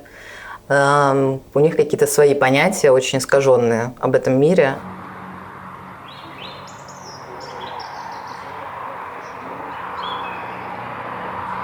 И оказывается, есть огромное, на самом деле, количество людей, которые хотят это изменить, которые готовы помогать. Мы открыли в какой-то момент отдельный телеграм-бот, который называется «Сбор макулатуры», где мы попросили делиться историями людей про призывы на контракт, к примеру, да, когда замечательные листовки раскиданы или повешены в гинекологических кабинетах, да, или в роддоме, или в стоматологии, или в детском саду, или еще где-нибудь. Получился очень интересный эффект. Помимо вот этих всех постеров и листовок, которые нам присылают с рекламой контрактной службы в странных местах и не очень странных, в том числе нам начали присылать истории. про то, как люди внутри страны борются с властью. И это часто, какие-то вот истории, которые доводят до слез. Потому что кто-то покупает маленький принтер, на нем печатает «Нет войне», и расклеивает это в своем городе. А кто-то берет маленькую печать наборную, там, значит, набирает тоже что-нибудь там типа «Нет войне» или еще что-то, и на купюрах ставят эти штампы и потом как бы расплачиваются этими купюрами в магазине. Нам написала женщина и говорит: спасибо вам огромное, вот вы большие молодцы, я за вами слежу, вы делаете большое дело. Я вот практически ничего не могу сделать, к сожалению, у меня есть дочь, она больна раком, это 4-я стадия, мне нужно за ней ухаживать, я очень боюсь, что если я буду как-то открыто выступать, я сяду, она останется без меня, без заботы, без ухода. Поэтому я просто по ночам иногда выхожу и расклеиваю маленькие стикеры «Нет войны». Больше я вот ничего не делаю. И это, конечно, пробирает. Если у человека стоит выбор война либо уехать, либо сесть в тюрьму, то надо уезжать. Потому что бороться как-то в юридическом поле, уже находясь внутри армии, просто невозможно. Ну а что с тобой будет дальше? Я запросил здесь убежище, поэтому это долгий, тяжелый процесс. Он может затянуться на несколько лет, например. План у меня помогать дезертирам сейчас, развивать им прощай оружие и призывать людей отказываться от участия в войне. Надо как-то поддерживать права дезертиров, потому что когда мы там в 22 году находились в Казахстане, нам очень малое количество людей готово было помочь, в принципе, работать с нами. Не боятся, наверное, дураки только. Но я люблю свою страну и, не знаю, по моему мнению, я ничего не делаю плохого. Я только лишь прошу, чтобы исполнялись законы. Вот вообще в стране, чтобы начались изменения, причем реальные, это достаточно каждому человеку, вот просто каждому человеку на своем месте, вот где бы он ни работал, управляющей компании, учитель, какой-то специалист в администрации или еще что. Вот просто хотя бы смотреть, вот те все документы даже не приносят, в основном в WhatsApp пишут. Прекратить исполнять то, что пишут по WhatsApp, по электронной почте, и просто требовать документ с подписью должностного лица, который отдает то или иное распоряжение. Прекратить исполнять преступные приказы, прекратить врать. Все. Ситуация полностью поменяется в стране. Но у нас почему-то люди трусливые, они боятся задать вопрос. Но вам не нравится слово «дезертир», которое я употребила? Нет, у меня сын не дезертир, и я не мать дезертира, он патриот. А вы мать патриота? Да. А вокруг вас все так считают? А я общаюсь только с теми, кто так считает. С остальными я не общаюсь.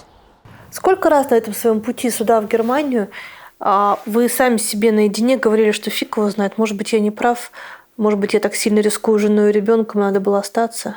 Не, ни разу. Я просто понимал, что если у меня, допустим, останется ребенок и жена в России, ничего хорошего их не ждет. Вполне вероятно, их ждет что-то еще даже более худшее, чем если мы вот вы пошли уедем. на фронт, погибли, они получили 10 миллионов рублей. Ну да, а потом мой ребенок, допустим, немножко подрос, пошел в школу, к нему приходит какая-нибудь тварина, которая там 8, допустим, расстреляла, мирных допустим, граждан в Украине, вот просто так. И она приходит, будет ему рассказывать, как жить. Маскировочные сети будут плести, или я не знаю, просто какой-нибудь ЧВКшник вернется домой и убьет их. Когда все эти люди вернутся с войны, это будет еще, наверное, больше проблемы, чем то, что они на войне сейчас. Первое время я особо ничего не делал. Но я и пить перестал хотя бы, уже хорошо. Я себя поспокойнее почувствовал, когда прибыл. Потом, устроился на работу. Мне повезло, неофициально. Уборщиком, грубо говоря, это как клинер, по заявкам езжу, убираюсь. И все. Ты спишь нормально сейчас? Сегодня я заснул в 3, проснулся в 7, потом опять уснул. Именно сегодня, кошмар снился. Что я участвую, мне снится, что я участвую. Бой обычно идет. И что-то я решаю сбежать, и я вспоминаю, что я же сказал, я не вернусь обратно. И не знаю, что-то циклично это, повторяется одно и то же. Что я опять там, я сбегаю. В общем, такое. А будущее свое ты как видишь? Туманно. Не знаю даже. Ни о чем не сожалею, все равно по итогу. Но я уверен, что я правильно сделал. Наверное, ну, может, в моем случае из своего пассивного режима вот только таким образом могу выйти. Вот мне надо было, может, попасть туда, чтобы наконец-то понять, что к чему. Позицию какую-то занять конкретную, а не просто пытаться отстраниться от этого. Ну, говорят же, если политикой не интересуешься, она тобой начинает интересоваться.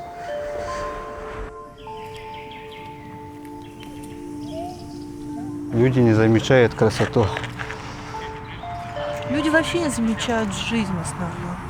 Я за 2 года вот это понял, да, вот хотел сказать как раз.